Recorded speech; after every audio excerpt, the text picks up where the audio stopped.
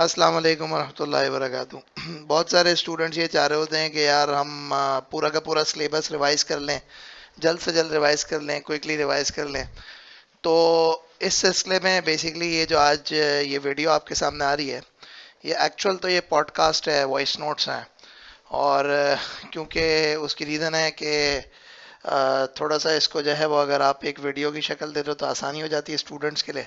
इसलिए मैंने ये किया है कि मैंने इस पूरे 90 मिनट्स के अंदर FAR 1 का पूरा जो है वो पेपर को रिकॉर्ड कर दिया है, ताकि एक को एक शॉर्ट समरी हो। So those of you who wish to revise it, those of you who wish to actually go through it, तो वो क्विकली इसको गो थ्रू कर ले। सेकेंडली, एक चीज़ इसमें मिसिंग है which is about the financial for this not for profit organisation. वो इंशाल्लाह जो है आपको कल अवेलेबल हो जाएगी, और उसका जो लिंक है वो इस वीडियो के कमेंट सेक्शन के अंदर इंशाल्लाह अवेलेबल हो जाएगा। Thank you. अच्छा जी, so we are going to start off with IAS 16 property plant and equipment. IAS 16 property plant equipment के अंदर प्रॉपर्टी प्लांट इक्विपमेंट की डेफिनेशन क्या है कि property plant equipment are tangible items जिनको के रखा जाता है for the purposes of production of the goods और for the rendering of the services. और मजीद उसकी एक की कैरेक्टरिस्टिक ये होती है कि they are expected to last for more than 1 year. अच्छा, मुख्तलिफ तरह की जो एग्जाम्पल हैं प्रॉपर्टी प्लांट इक्विपमेंट की, उसमें लैंड है, बिल्डिंग है, इक्विपमेंट है, मशीनरी है, व्हीकल है, एक्सेट्रा एक्सेट्रा। ये तमाम की तमाम चीज़ें प्रॉपर्टी प्लांट एंड इक्विपमेंट की एग्जाम्पल्स हैं। अगर हम मजीद बात करें प्रॉपर्टी प्लांट इक्विपमेंट की, तो IAS 16 कहता है कि जी प्रॉपर्टी प्लांट इक्विपमेंट को सबसे इंपॉर्टेंट चीज़ है रिकग्निशन क्राइटेरिया। रिकग्निशन क्राइटेरिया ये होता है कि प्रॉपर्टी प्लांट इक्विपमेंट को बैलेंस शीट के अंदर एज एन एसेट कब रिकॉर्ड करेंगे। तो भाई प्रॉपर्टी प्लांट इक्विपमेंट को बैलेंस शीट के अंदर एज एन एसेट उस वक्त रिकॉर्ड करेंगे जब वो जो है रिकग्निशन क्राइटेरिया मीट करता हो। वो क्या है रिकग्निशन क्राइटेरिया? रिकग्निशन क्राइटेरिया के अंदर ये चीज़ होती है कि सबसे पहली चीज़ तो ये है कि cost of the asset can be measured reliably, और number two, it is probable that the future economic benefits will flow to the entity. It is probable that the future economic benefits will flow to the entity. अच्छा जी, अब ना what happens is कि जब भी एक property plant equipment को आप अपनी फाइनेंशियल स्टेटमेंट्स में एज एन एसेट रिकग्नाइज करते हैं, तो आप एज एन एसेट उसको किस अमाउंट पे रिकग्नाइज करते हैं, दैट्स इंपॉर्टेंट टू अंडरस्टैंड। तो आप उसको एज एन एसेट जो रिकॉर्ड करते हैं वो कॉस्ट पे रिकॉर्ड करते हैं। अच्छा जी, कॉस्ट क्या होती है? तो कॉस्ट इज कैश और कैश इक्विवेलेंट पेड, या फिर fair value of the other consideration paid. तो कभी कभार ऐसा होता है कि एक एसेट को खरीदने के लिए आप कैश के बजाय कुछ और चीज़ें भी दे सकते हो। जैसे आजकल के दौर के अंदर मैं कहूँ कि आप क्रिप्टो करेंसीज भी दे सकते हो। तो जो आपने क्रिप्टो करेंसी जिस डेट को दी, उस डेट को उस क्रिप्टो करेंसी की जो फेयर वैल्यू थी, वो fair value is going to be considered as the cost. So cost is the cash और द कैश इक्विवेलेंट पेड और the fair value of the other consideration paid. अच्छा जी, अब इसमें एक चीज़ ज़रा समझिएगा, वो ये है कि कभी कभार ऐसा होता है कि हम प्रॉपर्टी प्लांट इक्विपमेंट को ख़रीदते हैं और डेफर्ड कंसिडरेशन पे ख़रीदते हैं। यानी कि हम कहते हैं कि भाई हम अभी पैसे नहीं दे रहे, हम 6 महीने बाद पैसे देंगे, साल बाद पैसे देंगे, 1.5 साल बाद पैसे देंगे। तो ऐसी सूरत में जहाँ पे आप प्रॉपर्टी प्लांट इक्विपमेंट को डेफर्ड कंसिडरेशन पे खरीदते हो, तो उस केस के अंदर होता है कुछ तरीके से कि उस केस के अंदर प्रॉपर्टी प्लांट इक्विपमेंट की जो कॉस्ट कैलकुलेट की जाती है वो प्रेजेंट वैल्यू के ऊपर कैलकुलेट की जाती है। मतलब अगर 1 लाख रुपए देने हैं और 3 साल बाद देने हैं, तो उस 1 लाख रुपए को बेसिकली प्रेजेंट वैल्यू के ऊपर कैलकुलेट करेंगे और प्रेजेंट वैल्यू के ऊपर कैलकुलेट करके कॉस्ट का हिस्सा बनाएंगे। अच्छा जी, अब जरा अब अगली बात समझिएगा। अगली बात यह है कि वो जो आपने प्रेजेंट वैल्यू पे कैलकुलेट किया तो साथ में लाइबिलिटी बुक करेंगे। तो वक्त के साथ साथ आपकी जो लाइबिलिटी है वो इंक्रीज होती जाएगी, जिसका मतलब हम कहते हैं उसको अनवाइंडिंग ऑफ डिस्काउंट। तो ये जो वक्त के साथ साथ अनवाइंडिंग ऑफ डिस्काउंट होता चला जाएगा, इस अनवाइंडिंग ऑफ डिस्काउंट को हम क्या करेंगे, as a finance cost record करेंगे। मजीद अगर मैं इसके अलावा बात करूं तो मजीद सिचुएशन को इस तरीके से कि जब हम बात करते हैं with respect to the property plant equipment, तो उसकी जो कॉस्ट होती है वो कॉस्ट के कुछ मुख्तलिफ तरह के एलिमेंट्स होते हैं। यानी कि कॉस्ट के जो है 3 एलिमेंट्स होते हैं। वो 3 एलिमेंट्स क्या होते हैं? One of them is the purchase price, the other one of them is the directly attributable cost, और जो तीसरी चीज़ होती है वो डिसमेंटलिंग कॉस्ट होती है। ये परचेज प्राइस क्या होती है? परचेज प्राइस का जो कॉन्सेप्ट होता है वो ये होता है कि आपने जो भी लिस्ट प्राइस है, यानी जब आप एसेट खरीदने गए उसकी लिस्ट प्राइस है, उसमें से ट्रेड डिस्काउंट माइनस होगा, मतलब एक्विजिशन के वक्त जो डिस्काउंट मिलता है दैट्स कॉल्ड ट्रेड डिस्काउंट। उसके अलावा जो है उसमें से रिबेट्स माइनस होंगे, और उसके बाद उसमें नॉन रिफंडेबल टैक्सेस एडअप होंगे और इंपोर्ट ड्यूटी एडअप होगी। ये तमाम चीज़ें एडअप होंगी। फिर उसके बाद डायरेक्टली एट्रीब्यूटेबल कॉस्ट क्या होती हैं? वो तमाम की तमाम कॉस्ट जो कि इंकर की जाती हैं in order to bring the asset into the condition and the location as intended by management. तो अब उसमें चाहे इंस्टॉलेशन कॉस्ट हो, चाहे ट्रांसपोर्टेशन कॉस्ट हो, चाहे हैंडलिंग कॉस्ट हो, वगैरह वगैरह वगैरह। इसी तरीके से एक चीज़ याद रखिएगा कि कभी कभार ऐसा होता है कि एक एसेट को हम जब सेटअप कर रहे होते हैं कोई मशीन वगैरह, तो उसमें एक टेस्टिंग की कॉस्ट होती है इनिशियली। तो वो जो टेस्टिंग की कॉस्ट होती है, वो टेस्टिंग की कॉस्ट भी एसेट की कॉस्ट का हिस्सा बनती है। हाँ, ऑब्वियसली उसमें से जो डिस्पोजल प्रोसीड्स होती हैं from the sale of test product, वो माइनस हो जाती हैं। मजीद तीसरी चीज़ जो होती है, दैट्स कॉल्ड डिसमेंटलिंग कॉस्ट। तो डिसमेंटलिंग कॉस्ट क्या होती है कि एक एसेट है, अगर उस एसेट को आप एक सर्टेन पीरियड ऑफ टाइम के बाद जो है वो डिस्पोज ऑफ कर सॉरी रिमूव करेंगे, तो रिमूव करते वक्त आपके पास एक बेसिकली डिसमेंटलिंग की कॉस्ट होगी, साइट रिस्टोरेशन की कॉस्ट होगी। तो जो डिसमेंटलिंग की और साइट रिस्टोरेशन की कॉस्ट है, उसको भी हम एसेट की कॉस्ट का हिस्सा बना लेते हैं। किस वैल्यू के ऊपर? ऑब्वियसली प्रेजेंट वैल्यू के ऊपर। अब ना एक चीज जरा और समझिएगा, which is called the asset exchange transaction. Asset exchange transaction क्या होता है कि एक एसेट आपने खरीदा, उसकी कंसिडरेशन के तौर पे आपने एक और एसेट दे दिया। मतलब मैंने आपसे जो है वो एक जमीन खरीदी और मैंने आपको उसके अगेंस्ट अपनी जो है एक बिल्डिंग दे दी। तो ऐसी एसेट एक्सचेंज ट्रांजैक्शन के अंदर जो आपने एसेट खरीदा होता है, उसकी कॉस्ट क्या होती है? तो उसकी कॉस्ट के लिए आपको IAS 16 प्रॉपर्टी प्लांट इक्विपमेंट ये गाइडेंस देता है कि देखें आपने तीन चीज़ें देखनी है। नंबर वन पॉइंट तो ये है कि जब भी आप इसकी एसेट एक्सचेंज ट्रांजैक्शन की मेजर करेंगे, तो उस एसेट एक्सचेंज ट्रांजैक्शन के अंदर आप सबसे पहला काम ये करेंगे कि आप कहेंगे कि यार देखो, क्या जो एसेट हमने गिव अप किया, मैंने ज़मीन खरीदी ना और आपको बिल्डिंग दी, तो मैंने जो आपको बिल्डिंग दी, क्या उस बिल्डिंग की फेयर वैल्यू मेजरेबल है? अगर तो उस बिल्डिंग की फेयर वैल्यू मेजरेबल है, तो जो लैंड की वैल्यू होगी वो उस बिल्डिंग की फेयर वैल्यू होगी। नंबर टू, अगर उस बिल्डिंग की फेयर वैल्यू मेजरेबल नहीं है, तो फिर जो लैंड है, उस लैंड की क्या फेयर वैल्यू मेजरेबल है, यानी जो एसेट खरीदा उसकी। अगर वो भी नहीं है, तो फिर उस केस के अंदर carrying amount of the asset given up.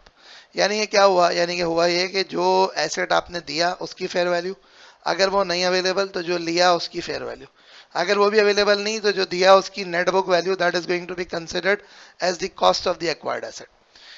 अच्छा जी, अब ना एक प्रॉपर्टी प्लांट इक्विपमेंट जब आपने खरीद लिया, इनिशियली रिकग्नाइज कर लिया, तो उसके बाद उसकी आती है सब्सिक्वेंट मेजरमेंट। वो सब्सिक्वेंट मेजरमेंट एक प्रॉपर्टी प्लांट इक्विपमेंट की किस तरीके से होती है? तो सब्सिक्वेंट मेजरमेंट एक प्रॉपर्टी प्लांट इक्विपमेंट की इस तरीके से होती है कि आप क्या करते हो, आप करते हो इस तरह से हो, आप कहते हो कि जी प्रॉपर्टी प्लांट इक्विपमेंट जो है उसको आप सब्सिक्वेंटली या तो कॉस्ट मॉडल पे रिकॉर्ड करो या फिर आप रीवैल्यूएशन मॉडल पे रिकॉर्ड करो। What is cost model, what is revaluation model? तो कॉस्ट मॉडल और रिवैल्यूएशन मॉडल का जो फ़र्क होता है, वो फ़र्क ये होता है कि कॉस्ट मॉडल में ये होता है कि हम कॉस्ट में से एक्यूमुलेटेड डेप्रिसिएशन माइनस करते हैं और फिर उसके साथ साथ जो है उसमें से एक्यूमुलेटेड इम्पेयरमेंट लॉस भी माइनस करते हैं। एक्यूमुलेटेड डेप्रिसिएशन और एक्यूमुलेटेड इम्पेयरमेंट। इसी तरह से रिवैल्यूएशन मॉडल होता है, उसमें आप वैल्यूएशन में से subsequent accumulated depreciation, subsequent accumulated impairment minus करते हैं, तो आपके पास नेट बुक वैल्यू आ जाती है। अच्छा, अब ना एक इंपॉर्टेंट चीज़ ये है कि एक एसेट है, उस एसेट की डेप्रिसिएशन किस तरीके से कैलकुलेट होती है। तो जब भी एक एसेट आता है, तो उस एसेट की जो डेप्रिसिएशन होती है, वो डेप्रिसिएशन कैलकुलेट करने के लिए आप एक चीज़ समझिएगा कि डेप्रिसिएशन जो है ना is a systematic allocation of depreciable amount of an asset over it's useful life. Depreciable amount किसको कहते हैं? डेप्रिशिएबल अमाउंट जो है ना, वो कॉस्ट में से रेजिडुअल वैल्यू माइनस कर दो, so you and up getting the depreciable amount. Useful life किसको कहते हैं? तो एक लाइफ होती है इकोनॉमिक लाइफ, एक होती है यूजफुल लाइफ। यूजफुल लाइफ वो लाइफ होती है जिसने टाइम पीरियड के ऊपर एक एसेट आपको बेनिफिट प्रोवाइड करेगा, that is considered to be useful life. तो आपने क्या करना है, आपने एक एसेट की कॉस्ट को उसकी यूजफुल लाइफ के ऊपर एलोकेट करना है। अब जो मेथड भी आपको यूजफुल लगे, चाहे आपको जो है क्या बोलते हैं कि स्ट्रेट लाइन मेथड लगे, रिड्यूसिंग बैलेंस मेथड लगे, सम ऑफ डिजिट मेथड लगे, आपको नंबर ऑफ यूनिट्स की बेसिस पे लगे, कंजम्पशन बेसिस पे लगे, जैसे एसेट की वैल्यू, जैसे आप समझते हैं कि एसेट आपको बेनिफिट देता है, उस तरीके से आप इस एसेट को डेप्रिशिएट कर सकते हैं। अच्छा, अब इसमें एक चीज़ याद रखिएगा, वो ये है कि जब भी आप एक एसेट को डेप्रिशिएट करते हैं ना, तो उसमें बहुत सारी चीज़ें एस्टिमेट्स यूज़ होते हैं। क्या एस्टिमेट्स यूज़ होते हैं? यूजफुल लाइफ एक एस्टिमेट है, रेजिडुअल वैल्यू एक एस्टिमेट है, even the depreciation method itself is an estimate. तो ये तमाम की तमाम चीज़ें क्या हैं? ये तमाम की तमाम चीज़ें आपके एस्टिमेट्स हैं। तो जब भी आप एक एसेट को डेप्रिशिएट करते हैं, तो उसमें बेशुमार तरह के एस्टिमेट्स यूज़ होते हैं। तो आपने क्या करना होता है मैं आपको एक्सप्लेन कर देता हूँ। आपने करना कुछ इस तरह से होता है भाई कि अगर ये बेशुमार तरह के एस्टिमेट्स यूज हो रहे हैं ना, तो इस बेशुमार तरह के एस्टिमेट्स को आपने हर रिपोर्टिंग डेट के ऊपर रिव्यू करना होता है, और रिव्यू करके आपने देखना होता है कि अगर इसमें कोई चेंज है तो उस चेंज को हम इम्प्लीमेंट करते हैं प्रोस्पेक्टिवली। प्रोस्पेक्टिवली का मतलब ये है कि जिस डेट से चेंज आया उस डेट से लेके फ्यूचर अकाउंटिंग पीरियड तक इसको हम इम्प्लीमेंट करते हैं। अच्छा, अब ना आगे बात करते हैं, और बात करते हैं with respect to the revaluation कि जी एक प्रॉपर्टी प्लांट इक्विपमेंट को रीवैल्यूएशन मॉडल पे कैसे कैरी करते हैं। तो रीवैल्यूएशन मॉडल का मतलब सिंपली ये होता है कि आप क्या करते हैं, आप उस प्रॉपर्टी प्लांट इक्विपमेंट को उसकी मार्केट वैल्यू के ऊपर आइडियली स्पीकिंग लेके आते हैं। अच्छा, जो रीवैल्यूएशन मॉडल है ना, उस रीवैल्यूएशन मॉडल में कुछ खास चीज़ें हैं, वो ये हैं कि आपने एक एसेट को जो है ना basically whole class of asset has to be revalued, whole class of asset has to be carried under same model. क्या मतलब होता है ये whole class of asset to be carried under same model? ये मैं आपको एक्सप्लेन कर देता हूँ। देखें, आपके पास लैंड है ना, अब जितनी लैंड है ना वो सारी लैंड मिला के एक क्लास ऑफ एसेट बनता है। आपके बिल्डिंग है ना, तो सारी बिल्डिंग मिला के एक क्लास ऑफ एसेट बनता है। अब आपके पास लैंड एंड बिल्डिंग है, लैंड एंड बिल्डिंग, और बिल्डिंग में क्या फर्क है? बिल्डिंग में ये फर्क है कि भाई आपके पास एक फ्लैट है वो बिल्डिंग की कैटेगरी में आ गया, एक लैंड एंड बिल्डिंग जमीन भी आपकी और उसके ऊपर जो है ना कंस्ट्रक्शन भी आपकी, तो ये क्या हो जाएगा, ये लैंड एंड बिल्डिंग के अंदर आ जाएगा। ये एक सेपरेट क्लास ऑफ एसेट है। कार व्हीकल एक सेपरेट क्लास ऑफ एसेट है, ट्रांसपोर्ट व्हीकल एक सेपरेट क्लास ऑफ एसेट है। तो खैर एनीवेज, अब आपने क्या करना है, होल क्लास ऑफ एसेट को मेजर करना है यूजिंग द सेम मॉडल। कि अगर आपने एक लैंड को कॉस्ट मॉडल पे रखा, तमाम लैंड कॉस्ट मॉडल पे रहेगी। एक लैंड को रिवैल्यूएशन मॉडल पे रखा, तमाम लैंड रिवैल्यूएशन मॉडल पे रहेगी। रिवैल्यूएशन मॉडल में हम क्या करते हैं, रिवैल्यूएशन मॉडल में हम एक एसेट को वैल्यू करते हैं फेयर वैल्यू के ऊपर, और फेयर वैल्यू के ऊपर वैल्यू करने के बाद जो भी उसके ऊपर गेन आता है, जो भी उसके ऊपर लॉस आता है, उस गेन लॉस को हम रिकग्नाइज करते हैं। भाई कैसे रिकग्नाइज करते हैं? तो उसके अंदर एक इंपॉर्टेंट चीज ये होती है कि हम उस गेन और लॉस को जो रिकग्नाइज करते हैं ना, वो हम उस गेन और लॉस को यूं रिकग्नाइज करते हैं कि अगर तो एक एसेट पहले से रीवैल्यूड है और उसका रिवैल्यूएशन रिजर्व मौजूद है, तो उस रिवैल्यूएशन रिजर्व के अगेंस्ट चार्ज करते हैं। उस वक्त तक चार्ज करते हैं जब तक कि रिवैल्यूएशन रिजर्व जीरो नहीं हो जाता। जैसे ही रिवैल्यूएशन रिजर्व जीरो हो जाता है तो फिर हम क्या करते हैं, हम उसको उठाते हैं और उठा के पीएनएल में चार्ज कर देते हैं रिवैल्यूएशन। सॉरी, एक एसेट अगर रिवैल्यूड है और उस पर रिवैल्यूएशन लॉस आ रहा है, आई रिपीट इट अगेन, देखो ऐसा है कि अगर एक एसेट है और उस एसेट को आपने क्या करा, रिवैल्यू करा, तो रिवैल्यू करके जो भी गेन आया उस गेन को अदर कॉम्प्रिहेंसिव इनकम में लेके जाएंगे। सिमिलरली अगर वो एसेट रिवैल्यू होता है और रिवैल्यू होते वक्त लॉस आता है, तो लॉस आता है तो सबसे पहले अगर उस एसेट से रिलेटेड कोई रिवैल्यूएशन रिजर्व मौजूद है तो उस रिवैल्यूएशन रिजर्व के अगेंस्ट ऑफसेट होगा, और अगर रिवैल्यूएशन रिजर्व मौजूद नहीं है या रिवैल्यूएशन रिजर्व खत्म हो जाता है तो बैलेंस अमाउंट कहाँ जाएगा, इनकम स्टेटमेंट के अंदर जाएगा एज एन एक्सपेंस। अच्छा, जो रिवैल्यूएशन अराइज होता है एक एसेट के ऊपर, उसको उस करंट ईयर के अंदर हम ओसीआई के अंदर शो करते हैं अगर रिवैल्यूएशन गेन आता है, या इवन रिवैल्यूएशन लॉस भी आए जो रिवैल्यूएशन रिजर्व के अगेंस्ट चार्ज हो। जो रिवैल्यूएशन रिजर्व एक बार अराइज हो जाता है उसका क्या करते हैं, रिवैल्यूएशन रिजर्व को आपने अल्टीमेटली रिटेन अर्निंग में ट्रांसफर करना है। अब कैसे ट्रांसफर करना है, ये एक इंपॉर्टेंट चीज है। ये डिपेंड करता है कि एसेट क्या डेप्रिशिएबल है या नॉन डेप्रिशिएबल है। अगर तो एसेट डेप्रिशिएबल है तो डेप्रिशिएबल एसेट के अंदर आपने करना कुछ तरीके से कि उसका जो रिवैल्यूएशन रिजर्व है, वो रिवैल्यूएशन रिजर्व वक्त के साथ साथ जैसे जैसे एसेट डेप्रिशिएट होता जाए उस तरीके से आपने उस रिवैल्यूएशन रिजर्व को जो है वो रिटेन अर्निंग में ट्रांसफर करते चले जाना है। जी कितना ट्रांसफर करेंगे, इंक्रीमेंटल डेप्रिसिएशन के जितना। इंक्रीमेंटल डेप्रिसिएशन कितनी होती है, इंक्रीमेंटल डेप्रिसिएशन इतनी होती है कि जैसे समझो कि एक एसेट की अभी जो रिवैल्यूएशन के बाद डेप्रिसिएशन है माइनस वो जो रिवैल्यूएशन से पहले डेप्रिसिएशन होती, तो उन दोनों का जो डिफरेंस है वो इंक्रीमेंटल डेप्रिसिएशन है। उतना अमाउंट आप रिवैल्यूएशन रिजर्व डेबिट करोगे, रिटेन अर्निंग क्रेडिट करोगे, यानी कि रिवैल्यूएशन रिजर्व से उठा के रिटेन अर्निंग में ट्रांसफर कर दोगे। अच्छा, अब अगली बात सुनना, वो ये है कि about the concept of D recognition. D recognition का मतलब क्या होता है कि एसेट को रिमूव कर देना फाइनेंशियल स्टेटमेंट से। एक प्रॉपर्टी प्लांट इक्विपमेंट को कब डी रिकग्नाइज करते हैं, जब या तो उसको डिस्पोज ऑफ कर दिया, बेच दिया, या वो किसी काम का नहीं रहा। अच्छा, तो जब भी एक प्रॉपर्टी प्लांट इक्विपमेंट को डी रिकग्नाइज करेंगे तो डी रिकग्नाइज करते वक्त हम क्या करेंगे, डी रिकग्नाइज करते वक्त एक गेन और लॉस कैलकुलेट करेंगे, और वो गेन और लॉस कहाँ जाएगा, वो गेन और लॉस पीएनएल के अंदर जाएगा। कहाँ जाएगा, पीएनएल के अंदर जाएगा। अच्छा जी, अब एक आखिरी चीज है प्रॉपर्टी प्लांट इक्विपमेंट के डिस्क्लोजर्स की। तो डिस्क्लोजर्स के एतबार से जरा एक चीज समझना, डिस्क्लोजर किसको कहते हैं, नोट्स टू द अकाउंट को कहते हैं, कि हर प्रॉपर्टी प्लांट इक्विपमेंट के रिलेटेड कुछ स्पेसिफिक डिस्क्लोजर हैं जो आपने बनाने हैं, जो आपने देने हैं हर सूरत में। वो क्या डिस्क्लोजर है? कुछ जनरल डिस्क्लोजर है जिसमें आपने ये बताना है कि मेजरमेंट बेसिस क्या है, मतलब कि कॉस्ट मॉडल पे, रिवैल्यूएशन मॉडल पे आपने अपना डेप्रिसिएशन मेथड बताना है कि हम जो है वो किस तरह से डेप्रिशिएट करते हैं, यूजफुल लाइफ कितनी है, या फिर डेप्रिसिएशन का रेट क्या यूज होता है। उसके अलावा जो है क्या बोलते हैं कि स्टार्ट ऑफ द ईयर और end of the year gross carrying amount कितना था, यानी कि एक्यूमुलेटेड डेप्रिसिएशन कितना था, ग्रॉस कैरिंग अमाउंट कितना था, मतलब कॉस्ट कितनी थी, एक्यूमुलेटेड डेप्रिसिएशन कितनी थी। एक प्रॉपर रिकंसिलिएशन बतानी है ओपनिंग क्लोजिंग की, जिसमें आपने एडिशन, डिस्पोजल, डेप्रिसिएशन वगैरह वगैरह, रिवैल्यूएशन, इंक्रीज डिक्रीज सब कुछ बताना।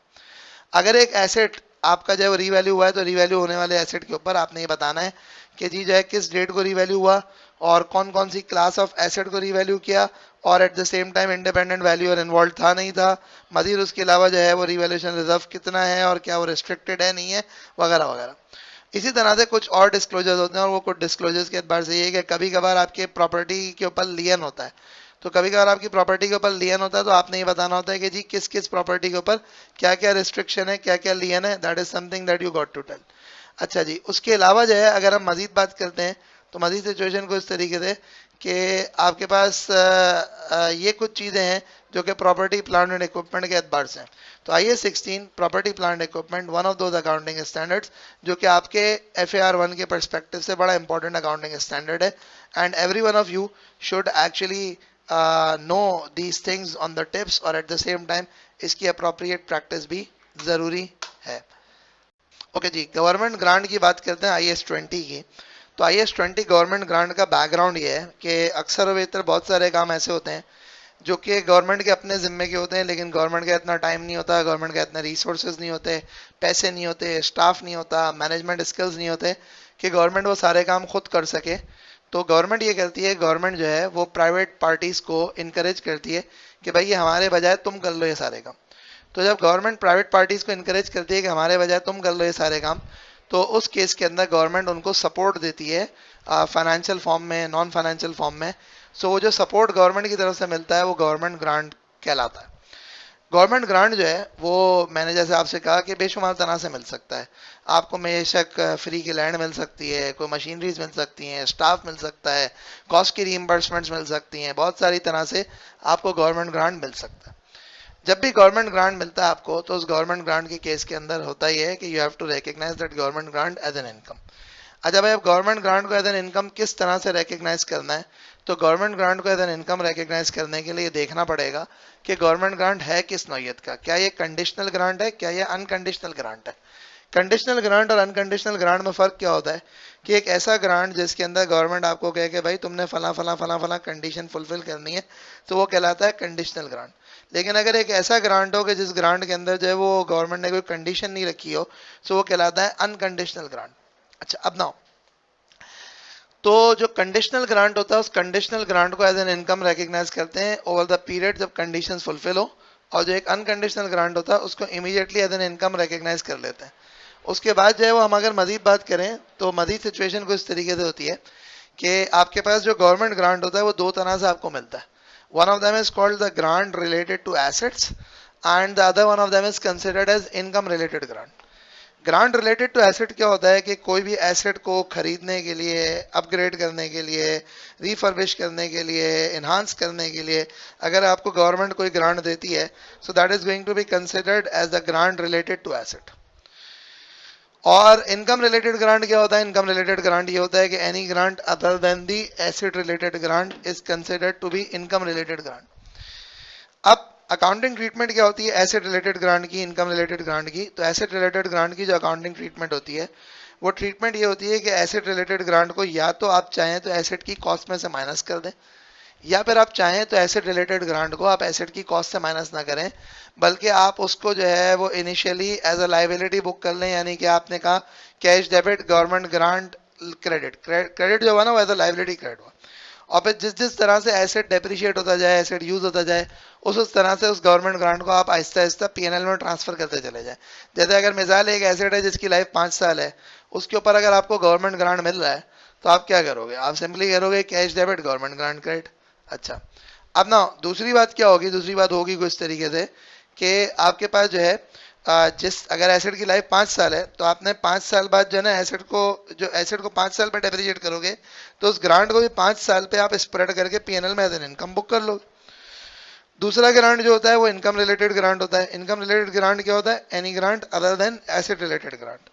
यानी ये क्या हुआ, जिसका ताल्लुक किसी एसेट को खरीदने से नहीं है, किसी एसेट को कंस्ट्रक्ट करने से नहीं है, किसी एसेट को अपग्रेड करने से नहीं है, जो कि ग्रांट आपको मिल रहा है किस पर्पस के लिए, अदर देन दीज एक्टिविटी। जैसे भाई एग्जांपल है, गवर्नमेंट ने आपको कहा भाई देखो बलोचिस्तान हमारा पसमानदा इलाका है, तुम एक काम करो बलोचिस्तान में जाओ और बलोचिस्तान में जाके जो ना तुम कोई हेल्थ हेल्थ सर्विसेज प्रोवाइड करो, एजुकेशनल सर्विसेज प्रोवाइड करो, वगैरह वगैरह वगैरह। तुम्हारा जो भी खर्चा होगा ना उस खर्चे का 80% हम रीइंबर्स करेंगे।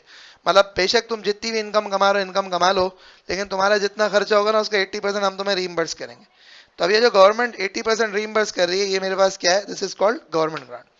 अगेन डिपेंड करता है कि आपको जो है ना वो कंडीशनल ग्रांट मिला है या अनकंडीशनल ग्रांट मिला है, उसके अकॉर्डिंगली आप उसकी अकाउंटिंग करते हैं। अच्छा अब ना कभी कभार ऐसा होता है कि जी हमें गवर्नमेंट ग्रांट मिल गया, भाई ये पैसे एडवांस में मिल गए, और एडवांस में मिलने के बाद उस पर कंडीशन अटैच है 2 साल 3 साल 4 साल 5 साल एक्सेट्रा की कंडीशन अटैच है ना। अब हमने क्या करा, हमने करा कुछ इस तरीके से कि हमने कहा कि भाई ये तो कंडीशन मीट हो जाएंगी। तो आपको IAS 20 कहता है सही है, अगर तुम्हें हाईली लाइकली लगता है कंडीशन मीट हो जाएगी तो तुम ग्रांट को over a period of time recognise करते चले जाओ। लेकिन एक ऐसा पॉइंट ऑफ टाइम आ गया कि जहां पे भाई अब हमसे कंडीशन मीट नहीं हुई, गवर्नमेंट ने कहा भाई भाई ग्रांट वापसी करो। अच्छा, तो अगर गवर्नमेंट ने कहा ग्रांट वापसी करो तो फिर उस केस के अंदर हमें क्या करना पड़ेगा, जिस एक्सटेंट तक ग्रांट वापसी करना है उस एक्सटेंट तक जो है ना वो हमें क्या करना पड़ेगा, हमें जितनी भी जो बेसिकली एसेट वैसेट में जो एडजस्टमेंट करी थी, जितनी इनकम में रिकॉर्ड करा था, वो सारे को हमने रिवर्स करना पड़ेगा, हमने रिवर्स करना पड़ेगा। अगर एक एसेट की कॉस्ट रिड्यूस करी थी तो एसेट की कॉस्ट बढ़ानी पड़ेगी। अगर आपने जब एक्सपेंसेस रिड्यूस करे थे तो एक्सपेंसेस आपको बढ़ाने पड़ेंगे, तमाम की तमाम चीजें आपको करनी पड़ेंगी। सही है ना। अच्छा अब देखें, अब एक चीज और जरा समझिएगा, वो ये है कि गवर्नमेंट ग्रांट से रिलेटेड क्या डिस्क्लोजर्स हैं। हाँ हैं डिस्क्लोजर्स। वो क्या डिस्क्लोजर्स हैं? सबसे पहली चीज तो ये कि आपने अकाउंटिंग पॉलिसी बतानी है इंक्लूडिंग मेथड ऑफ प्रेजेंटेशन। कि जी अकाउंटिंग पॉलिसी क्या है कि हम किस किस तरह से रेकग्नाइज करते हैं, और मेथड ऑफ प्रेजेंटेशन कि हम एसेट की कॉस्ट से माइनस करते हैं या हम सेपरेटली रिकॉर्ड करते हैं, एक्सेट्रा एक्सेट्रा एक्सेट्रा। सही है। अच्छा उसके अलावा जो है आपको किस किस नौयत के ग्रांट मिले हैं, at the same time unfulfilled conditions क्या क्या हैं, ये तमाम की तमाम चीज़। और आखिरी एक चीज़ है कि आपको गवर्नमेंट असिस्टेंस से रिलेटेड जो है वो डिस्क्लोजर देना पड़ता है। अच्छा भाई क्या मतलब गवर्नमेंट असिस्टेंस से रिलेटेड डिस्क्लोजर देना पड़ता है? गवर्नमेंट असिस्टेंस से रिलेटेड डिस्क्लोजर को इस तरीके से कि लेट्स से फॉर एग्जांपल जो गवर्नमेंट असिस्टेंस है ना उसको आप एज एन इनकम नहीं बुक करते। मतलब एक गवर्नमेंट ने ओवरऑल जो है ना पूरी इंडस्ट्री को सब्सिडी दी हुई है, ये गवर्नमेंट असिस्टेंस है, उसको आप एज एन इनकम नहीं बुक करोगे। गवर्नमेंट असिस्टेंस है उसको आप एज एन इनकम नहीं बुक करोगे। कोई आपको एंटिटी स्पेसिफिक नहीं मिली है, कोई आपको स्पेसिफिकली कोई काम करने पे गवर्नमेंट ने नहीं दिया, so that is going to be considered as the government assistance. और ये जो गवर्नमेंट असिस्टेंस होती है इसका आप सिर्फ और सिर्फ डिस्क्लोजर दे दोगे कि भाई ये हमें एक मिली हुई है, लेकिन इसको एज एन इनकम रिकग्नाइज नहीं करोगे। सो IAS 20 government grant overall government की तरफ से जो आपको बेनिफिट्स मिलते हैं मॉनेटरी नॉन मॉनेटरी, उनकी अकाउंटिंग के लिए यूज होता है। IAS 23 बोरिंग कॉस्ट, इसका बैकग्राउंड थोड़ा डिस्कस करते हैं। देखें जब हम प्रॉपर्टी प्लांट इक्विपमेंट पढ़ते हैं तो उस प्रॉपर्टी प्लांट इक्विपमेंट में एक कॉन्सेप्ट है, वो कॉन्सेप्ट ये है कि the cost of the property plant equipment share include the directly attributable cost. अच्छा अब मैं आपको देखें जरा थोड़ा सा कॉन्सेप्ट समझाता हूँ। डायरेक्टली एट्रीब्यूटेबल कॉस्ट क्या होती है? वो तमाम की तमाम कॉस्ट जो कि इंकर की जाती है in order to bring the asset into the condition and location as intended by management. अब ना सिचुएशन को इस तरीके से होती है कि बहुत सारी कंपनीज के पास जो है वो एसेट्स को खरीदने के लिए कंस्ट्रक्ट करने के लिए पैसे नहीं होते। तो जब उन कंपनीज के पास एसेट को खरीदने के लिए कंस्ट्रक्ट करने के लिए पैसे नहीं होते तो उस केस के अंदर they go to the bank, they obtain the bank loan, और उस बैंक लोन की बेसिस के ऊपर जो है वो उस पैसे को मतलब यानी कि एसेट को खरीदते हैं। तो अब उस बैंक लोन के ऊपर इंटरेस्ट भी पे करना होता है। होता कुछ तरीके से था कि IASB ने ये चीज़ रियलाइज़ करी कि यार ये जो बैंक लोन के ऊपर जो इंटरेस्ट दे रहे हैं ये इंटरेस्ट भी तो डायरेक्टली एट्रीब्यूटेबल कॉस्ट है। तो रिजल्टिंगली IAS 23 बोरिंग कॉस्ट आया, और जब उस IAS 23 बोरिंग कॉस्ट आया तो IAS 23 बोरिंग कॉस्ट का जो मेजर मकसद था, जो मेजर ऑब्जेक्टिव था वो ये था कि अगर एक एसेट को खरीदने के लिए एक एसेट को कंस्ट्रक्ट करने के लिए, एक एसेट को बनाने के लिए, अपग्रेड करने के लिए, इम्प्रूव करने के लिए अगर कोई भी जो है वो लोन लिया जाए और उस लोन के ऊपर कोई भी बोरिंग कॉस्ट इंकर की जाए तो उस बोरिंग कॉस्ट को एसेट की कॉस्ट का हिस्सा बना दिया जाए। तो IAS 23 कुछ टर्मिनोलॉजीज एक्सप्लेन करता है। वो टर्मिनोलॉजीज में पहली टर्मिनोलॉजी है क्वालिफाइंग एसेट। और वो क्वालिफाइंग एसेट क्या होता है? क्वालिफाइंग एसेट वो होता है कि वो तमाम के तमाम एसेट जिनको इस्तेमाल के काबिल बनाने के लिए या बेचने के काबिल बनाने के लिए सब्सटैंशियल पीरियड ऑफ टाइम लगेगा, so they are going to be considered as a qualifying asset. ये जो सब्सटैंशियल पीरियड ऑफ टाइम क्या होता है? Practically it is 1 year.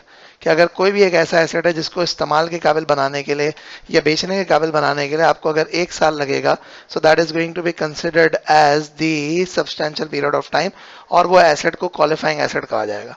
इसका मतलब क्या हुआ? इसका मतलब ये हुआ कि अगर एक एसेट रेडी फॉर यूज है, इसका मतलब ये कि अगर एक एसेट रेडी टू यूज है तो उस केस के अंदर वो एसेट जो है that is not going to be categorise as a qualifying asset. Number 2, borrowing cost.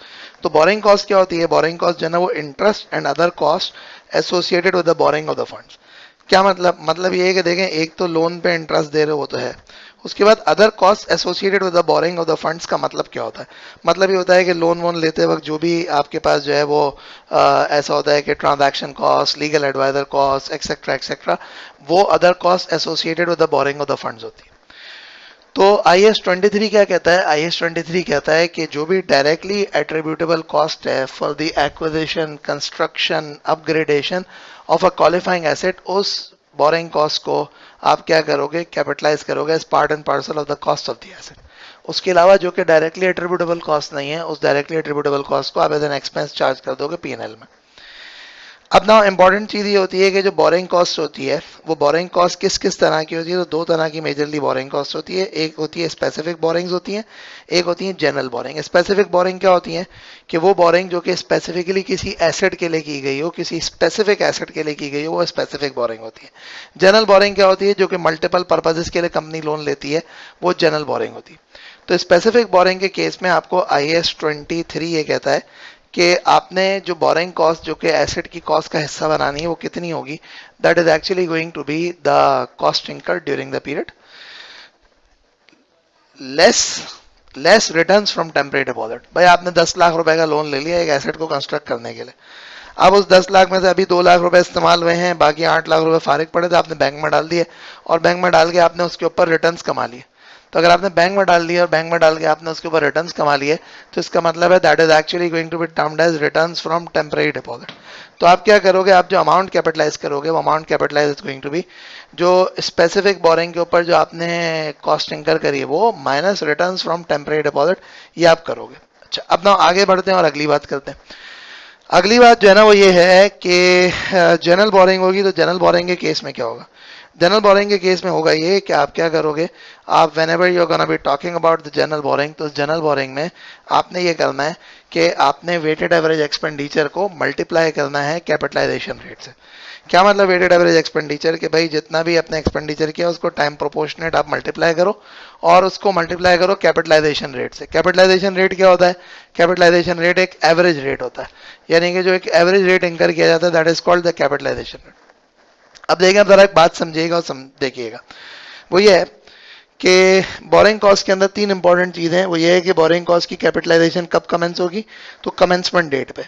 Commencement date क्या होती है? जब 3 कंडीशन फुलफिल हो जाए। वो क्या 3 कंडीशन है? कि इस एसेट को कंस्ट्रक्ट करने के लिए बोरिंग कॉस्ट इंकर की गई है, उसके साथ साथ एक्टिविटीज जो जरूरी थी वो स्टार्ट हो गई हैं, और तीसरी चीज एक्सपेंडिचर हो गया। सस्पेंशन ऑफ कैपिटलाइजेशन का कॉन्सेप्ट है। वो सस्पेंशन किस चीज को कहा जाता है? कि जी बोरिंग कॉस्ट की कैपिटलाइजेशन बीच में से सस्पेंड कर दी जाए, यानी कि बीच में रोक दी जाए। वो बोरिंग कॉस्ट की कैपिटलाइजेशन बीच में सस्पेंड किस तरह से होती है उसको जरा समझना। बोरिंग कॉस्ट की कैपिटलाइजेशन सस्पेंड करने के लिए होता कुछ तरीके से कि आप क्या करते हो? आप कहते हो कि जी जो है अगर तो एबनॉर्मल डिले आ जाए, यानी ये होता है ना, मकान बन रहा है, भाई छत की भराई हुई, अब छत की भराई होने के बाद जो है शटरिंग खुलने का इंतजार करते हैं 10 दिन, 5 दिन, 15 दिन, उसके बाद आगे काम करते हैं। इस वक्त जो काम रोका ना ये नॉर्मल है। एक है एबनॉर्मल, जी बारिशें हो गई, तूफान आ गया, सैलाब आ गया, जलजला आ गया, कोरोना आ गया, तो ये सारे के सारे एबनॉर्मल है। एबनॉर्मल टाइम पीरियड के अंदर अगर जो है वो काम रुक जाएगा तो उस टाइम पीरियड के अंदर बोरिंग कॉस्ट की कैपिटलाइजेशन सस्पेंड हो जाएगी। अब अगली बात सुनिएगा। अगली बात यह है कि एक होता है सेसेशन। सेसेशन मींस के बोरिंग कॉस्ट की कैपिटलाइजेशन सीज कब होगी। तो भाई बोरिंग कॉस्ट की कैपिटलाइजेशन सीज कब होगी उसके लिए याद रखिएगा, बोरिंग कॉस्ट की कैपिटलाइजेशन उस वक्त सीज होगी जिस वक्त आपने क्या करना है, जिस वक्त आपने करना है कुछ तरह से कि आई रिपीट, बोरिंग कॉस्ट की कैपिटलाइजेशन उस वक्त सीज होगी जब वो तमाम की तमाम एक्टिविटीज जो कि इस एसेट को तैयार करने के लिए करनी थी वो सारी की सारी एक्टिविटीज हो गई, तो उस वक्त बोरिंग कॉस्ट की कैपिटलाइजेशन सीज हो जाएगी। आखिरी बात यह है कि विच is actually about the disclosures of IS-23। तो IS-23 के डिस्क्लोजर्स की जब हम बात करते हैं तो IS-23 के डिस्क्लोजर्स के अंदर एक चीज ये है कि आप बोरिंग कॉस्ट की जो कैपिटलाइजेशन जो आपने करी है उसको आपने बताना है, और एट द सेम टाइम आपका जो कैपिटलाइजेशन रेट था उसको आपने डिस्क्लोज करना है। That is what you have to do with respect to IS-23 disclosure. IS-36 impairment of assets का बैकग्राउंड डिस्कस कर लेते हैं। IS-36 में वैसे बहुत सारी चीजें हैं, बट क्योंकि ये मैं FAR-1 के कोर्स के पर्सपेक्टिव से रिकॉल करा रहा हूँ, तो IS-36 का 100% स्टैंडर्ड एग्जामिनेबल नहीं है इम्पेयरमेंट ऑफ एसेट का। IS-36 इम्पेयरमेंट ऑफ एसेट क्या बात करता है? IS-36 इम्पेयरमेंट ऑफ एसेट ये बात करता है कि देखें इम्पेयरमेंट किस चीज़ का नाम है। इम्पेयरमेंट इस चीज़ का नाम है कि जब भी एक एसेट की कैरिंग अमाउंट यानी कि नेट बुक वैल्यू एक्सीड कर जाए उसके रिकवरेबल अमाउंट से, तो हम कहते हैं कि इम्पेयरमेंट हो गई। जी, एक carrying amount net book value exceed कर जाए रिकवरेबल अमाउंट से, तो ये रिकवरेबल अमाउंट क्या होता है? तो रिकवरेबल अमाउंट को कहता है कि it's higher of what? Higher of fair value less cost to sell, यानी कि मार्केट वैल्यू में से सेलिंग कॉस्ट माइनस कर दो, या फिर value in use. Value in use क्या होती है? Present value of future cash flows discounted using market rate of interest. तो जो भी फ्यूचर में कैश फ्लोज अराइज होने हैं उस कैश फ्लोज को डिस्काउंट करते हो using market rate of interest, तो आपके पास क्या आ जाता है? That is going to be considered as value in use. तो अगर एक एसेट का वैल्यू इन यूज जो है वो 100 मिलियन है और उसकी fair value less cost to sell जो है वो 80 मिलियन है, तो आपका रिकवरेबल अमाउंट 100 मिलियन हो जाएगा। तो हम उसके कैरिंग अमाउंट को कंपेयर करते हैं विद द रिकवरेबल अमाउंट। अगर कैरिंग अमाउंट ज्यादा होता है तो हम कहते हैं इम्पेयरमेंट हो गई। तो जब भी इम्पेयरमेंट लॉस अराइज होता है उस इम्पेयरमेंट लॉस को हम कहाँ रिकग्नाइज करते हैं? अगर तो ये एसेट कॉस्ट मॉडल पे कैरी हो रहा होता है तो हम P&L में रिकग्नाइज करते हैं। अगर तो ये एसेट रीवैल्यूएशन मॉडल पे कैरी हो रहा होता है तो हम फिर क्या करते हैं? हम बेसिकली OCI के अंदर रिकग्नाइज करते हैं अगेंस्ट द रीवैल्यूएशन रिजर्व। अगली बात ये समझिएगा कि क्या एक एसेट को हर रिपोर्टिंग डेट के ऊपर इम्पेयरमेंट के लिए टेस्ट करना है? The answer is no. एक एसेट को सिर्फ और सिर्फ उस वक्त इम्पेयरमेंट के लिए टेस्ट करना है जब इंडिकेशन ऑफ इम्पेयरमेंट हो। इंडिकेशन ऑफ इम्पेयरमेंट क्या होती है? इंडिकेशन ऑफ इम्पेयरमेंट जो है ना, कुछ एक्सटर्नल सोर्सेज होती हैं, कुछ इंटरनल सोर्सेज होती हैं। एक्सटर्नल सोर्सेज के अंदर क्या एग्जांपल है? अगर मार्केट में एसेट की वैल्यू डाउन हो गई, या फिर कोई एडवर्स जो है वो market significant market technical legal economic changes आ जाएं, अगर कोई आपकी जो इंटरेस्ट रेट्स प्रिवेल कर रहे हैं वो इंटरेस्ट रेट्स में कोई सिग्निफिकेंट सा इंक्रीज आ जाए, या फिर अगर ऐसा हो जाए कि जी कंपनी की जो मार्केट में स्टॉक एक्सचेंज के अंदर वैल्यू है वो स्टॉक एक्सचेंज की वैल्यू जो है ना वो एक्सीड कर जाए, वो बेसिकली जो है ना कंपनी के जो नेट एसेट्स की वैल्यू स्टॉक एक्सचेंज की वैल्यू से एक्सीड कर जाए, तो उस केस में भी ये एक्सटर्नल सोर्स ऑफ इंडिकेशन होगा। कुछ इंटरनल सोर्सेज ऑफ इंडिकेशन होते हैं जिसकी एग्जांपल ये है कि एसेट डैमेज हो गया, या फिर फॉर एग्जांपल एंटिटी का प्लान है कि वो डिसकंटिन्यू कर देगी ऑपरेशन, या फिर जो है एसेट की परफॉर्मेंस वर्स देन एक्सपेक्टेड है। ये तमाम की तमाम चीज़ें सजेस्ट करती हैं कि इस एसेट के ऊपर जो है वो इंडिकेशन है। तो जब भी इंडिकेशन होगी तो उस इंडिकेशन के अंदर आप क्या करोगे? आप इंडिकेशन के अंदर करोगे कुछ तरह से कि आप उस एसेट को जो है वो बेसिकली टेस्ट फॉर इम्पेयरमेंट करोगे, और फिर मैंने आपको बताया कि अगर इम्पेयरमेंट लॉस अराइज होगा तो डिपेंडिंग अपॉन कि आपका एसेट जो है वो कॉस्ट मॉडल पे या रिवैल्यूएशन मॉडल पे, आप अकॉर्डिंगली अपना इम्पेयरमेंट लॉस रिकग्नाइज करोगे। तो एक चीज़ याद रखिएगा, जब भी एक एसेट पे इम्पेयरमेंट हो गई तो इम्पेयरमेंट होने के बाद अब उस एसेट को कैसे रिकॉर्ड करेंगे? अब उस एसेट की जो रिवाइज कैरिंग अमाउंट है उस रिवाइज कैरिंग अमाउंट को हम डेप्रिशिएट करेंगे, यानी रिवाइज कैरिंग अमाउंट के ऊपर जो है ना डेप्रिसिएशन चार्ज होगी। तो that is something that you have to keep in mind. IS-36 बस इतना सा ही आपके कोर्स में, पूरा IS-36 कोर्स में नहीं है। वैसे अगर पूरा IS-36 करने के लिए जाएं तो IS-36 के अंदर बहुत सारी चीज़ें, but they are not actually part and parcel of the course. तो जो चीज़ें हैं वो मैंने डिस्कस कर दी। IS-40 investment property. IS-40 investment property ये कहता है कि what is an investment property? तो investment property is actually a land और अ बिल्डिंग, यानी कि एक बाकायदा तौर पर जमीन, या फिर आपके पास कोई बिल्डिंग, या फिर पार्ट ऑफ अ लैंड, या फिर पार्ट ऑफ अ बिल्डिंग, या part of a land and building both, जिसको कि आपने किस पर्पस के लिए रखा हो? जिसको कि आपने या तो रेंटिंग आउट टू अदर्स के लिए रखा हो, या फिर आपने उसको कैपिटल एप्रिसिएशन पर्पस के लिए रखा हो। यानी कि बेसिकली अगर कोई प्रॉपर्टी है, लैंड बिल्डिंग वगैरह, उसको आपने अगर किराए पे देने के लिए रखा हुआ है, तो किराए पे देने के लिए रखा हुआ है तो उस केस के अंदर वो इन्वेस्टमेंट प्रॉपर्टी क्लासिफाई होगी। और या फिर आपने उसको इस पर्पस के लिए रखा है कि यार इसको रखेंगे, इसकी मार्केट वैल्यू बढ़ेगी, तो फिर उस केस के अंदर उसको क्या ट्रीट करेंगे, उसको ट्रीट करेंगे कि ये बेसिकली कैपिटल एप्रिसिएशन पर्पसेस के लिए। तो कैपिटल एप्रिसिएशन पर्पसेस के लिए हो या फिर रेंटिंग आउट टू अदर्स के लिए हो, तो उस केस के अंदर एक प्रॉपर्टी को इन्वेस्टमेंट प्रॉपर्टी कहा जाएगा। IS 40 इन्वेस्टमेंट प्रॉपर्टी ये कहता है कि इन्वेस्टमेंट प्रॉपर्टी को आपने इनिशियली जो रिकॉर्ड करना है वो कॉस्ट पे रिकॉर्ड करना है, और उसके बाद जो है आपने कॉस्ट क्या होती है वही अगेन जिस तरह से प्रॉपर्टी प्लांट इक्विपमेंट के ऊपर होती है कि प्रॉपर्टी प्लांट इक्विपमेंट की कॉस्ट के अंदर जो है वो कैश और कैश इक्विवेलेंट पेड और the fair value of the other consideration payable. Number 2 point है कि कॉस्ट के कंपोनेंट क्या है, अगेन वही जो सारी की सारी कहानी होती है, सही है ना, लेकिन अगेन इसमें डिसमेंटलिंग कॉस्ट वगैरह यूजुअली नहीं आ रही होती। देन फिर उसके बाद जो है सब्सिक्वेंट मेजरमेंट के लिए IS 40 आपको अलाउ करता है कि आप चाहें तो कॉस्ट मॉडल रखें, चाहे तो आप फेयर वैल्यू मॉडल रखें। याद रखना ये फेयर वैल्यू मॉडल है, ये रिवैल्यूएशन मॉडल नहीं है। कॉस्ट मॉडल क्या है, जिस तरह से IS 16 में पढ़ते हैं, cost less accumulated depreciation less accumulated impairment.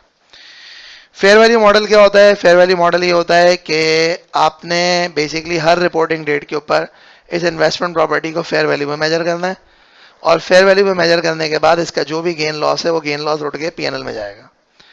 जब एक investment property fair value model के ऊपर होती है तो फेयर वैल्यू मॉडल के ऊपर कोई भी डेप्रिसिएशन नहीं अराइज होती। जब भी एक investment property fair value model पे होती है तो उस पर कोई भी डेप्रिसिएशन अराइज नहीं होती।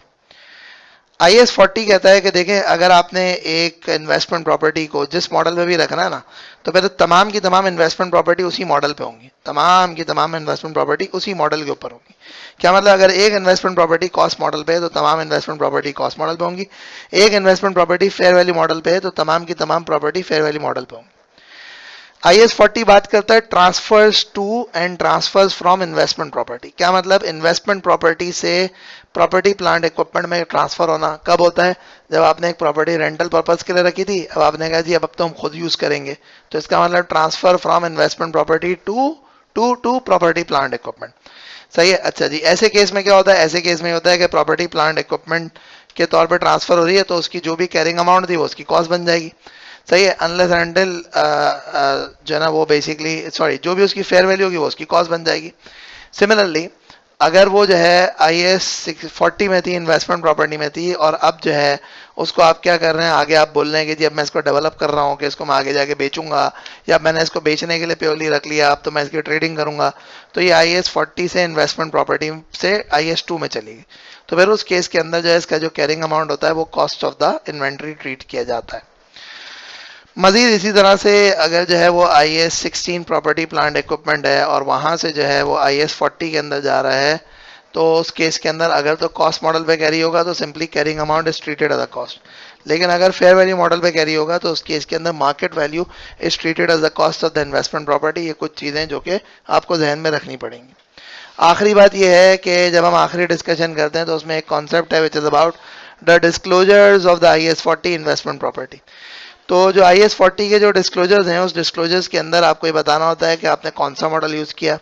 एट द सेम टाइम अगर फेयर वैल्यूज कैलकुलेट करी हैं तो उसमें क्या क्या अजम्पशंस यूज हुई हैं, ड्यूरिंग द ईयर PNL में कितनी इनकम कितना एक्सपेंस रिकॉर्ड किया in related to the investment property, यानी कि उसमें इन्वेस्टमेंट प्रॉपर्टी की रेंटल इनकम, इन्वेस्टमेंट प्रॉपर्टी के एक्सपेंसेस, कभी कभार इन्वेस्टमेंट प्रॉपर्टी को गिरवी रखवाया होता है तो उसकी ऊपर अगर कोई रिस्ट्रिक्शन है तो वो भी बताना है। उसके अलावा जो है आपको अगर इन्वेस्टमेंट प्रॉपर्टी को जैसे डेप्रिशिएट कर रहे हो तो उसका डेप्रिसिएशन मेथड, उसका रिकंसिलिएशन ओपनिंग क्लोजिंग का, ये सब कुछ भी आपने बताना है। So that is what is all about. Plus उसके साथ साथ आपने जो है रिकंसिलिएशन करनी है ओपनिंग से क्लोजिंग तक की, जिसमें addition, deletion, disposals, impairment, depreciation और फेयर वैल्यू का लॉस वगैरह, और आखिरी चीज ट्रांसफर्स, ये तमाम की तमाम चीजें आपने कंसिडर करनी है। IS 33 earning per share. Earning per share generally किसको कहा जाता है कि एक कंपनी अपने शेयर के ऊपर जो पैसे कमाती है उसको हम कहते हैं earning per share. IS 33 earning per share जो है वो आपको बाकायदा तौर पर डिफाइन करता है कि एक कंपनी की EPS कैसे कैलकुलेट होगी। तो EPS कैलकुलेट करने के लिए एक चीज समझिएगा कि दो तरह की EPS है in accordance with IS 33। One of them is called basic EPS and the other one of them is called diluted EPS। Basic EPS क्या होती है कि आप कहते हैं profit attributable to ordinary share holders divided by weighted average number of ordinary shares outstanding during the period. अब हम क्या करते हैं, अब हम करते हैं कुछ तरीके से कि जो भी प्रॉफिट आफ्टर टैक्स होता है उस प्रॉफिट आफ्टर टैक्स में से हम प्रेफरेंस डिविडेंड माइनस करते हैं। और वैसे तो नॉन कंट्रोलिंग इंटरेस्ट भी माइनस करते हैं, बट आपके कोर्स का हिस्सा नहीं है, तो हम प्रेफरेंस डिविडेंड माइनस करते हैं। प्रेफरेंस डिविडेंड माइनस करने के बाद जो भी आता है वो profit attributable to ordinary share holder होता है। Divide by weighted average number of ordinary shares outstanding during the period. वो weighted average number of shares कैसे निकलते हैं उसको जरा समझना। Weighted average number of shares निकालने के लिए हम क्या करते हैं, हम कहते हैं कि यार जितने भी नंबर ऑफ शेयर्स हैं उसको टाइम प्रोपोर्शनेट जो है ना मल्टीप्लाई करो। मतलब मिसाल है कि आपके साल के पहले दिन जो है वो 1000 शेयर थे। अच्छा जी, फिर उसके बाद हुआ कुछ तरीके से कि 3 महीने के बाद आपने जो है ना 5000 शेयर और इशू कर दिए। तो आप करोगे 1000 मल्टीप्लाई बाय 3/12। फिर आपके पास जो 5000 शेयर और इशू कर दिया आपने, तो इसका मतलब टोटल शेयर हो गया 6000। अब ये ईयर एंड तक जो है ना ये 6000 शेयर है, तो आप कहोगे बाकी multiply by 6000 multiply by what ever the time period that is remaining, let's say 9/12। तो आप 9/12 करोगे, इन सब का टोटल आएगा। तो आप कहोगे weighted average number of ordinary shares outstanding during the period. Basic EPS आ जाती है, तो बेसिक ईपीएस के साथ साथ एक और तरह का ईपीएस है and that is called the diluted EPS. Diluted EPS क्या होता है? डाइल्यूटेड ईपीएस को समझने से पहले एक चीज समझिएगा, potential ordinary share. Potential ordinary share किसको कहते हैं? एक ऐसा इंस्ट्रूमेंट जिसके अंदर ऑर्डिनरी शेयर बनने की सलाहियत होती है, उसको हम कहते हैं पोटेंशियल ऑर्डिनरी शेयर। क्या मतलब? कौन से इंस्ट्रूमेंट होते हैं? जैसे कि कन्वर्टेबल लोन नोट्स होते हैं, कन्वर्टेबल प्रेफरेंस शेयर्स होते हैं। They are actually considered to be what? They are considered to be potential ordinary shares. अब डायल्यूटेड ईपीएस क्या होती है? डायल्यूटेड ईपीएस ये होती है कि अगर तो आपके पास जितने भी potential ordinary share in issue हैं वो तमाम के तमाम potential ordinary share in issue हो जाएं, कन्वर्ट हो जाए इनटू ऑर्डिनरी शेयर, तो फिर अल्टीमेटली आपकी ईपीएस कहाँ पे जाके ठहरेगी? तो that is going to be called the diluted EPS. यानी कि डायल्यूटेड ईपीएस का जो मेन ऑब्जेक्टिव होता है वो ये होता है कि शेयर होल्डर को वर्स्ट केस सिनेरियो दिखाना होता है। शेयर होल्डर को वर्स्ट केस सिनेरियो दिखाना होता है। क्या वर्स्ट केस सिनेरियो दिखाना होता है? कि भाई ये कंपनी की ईपीएस यहाँ से यहाँ पहुंच सकती है। अच्छा, कुछ चीजें बेसिक ईपीएस के अंदर और वो डायल्यूटेड ईपीएस में भी ऑब्वियसली इनकॉर्पोरेट होती हैं।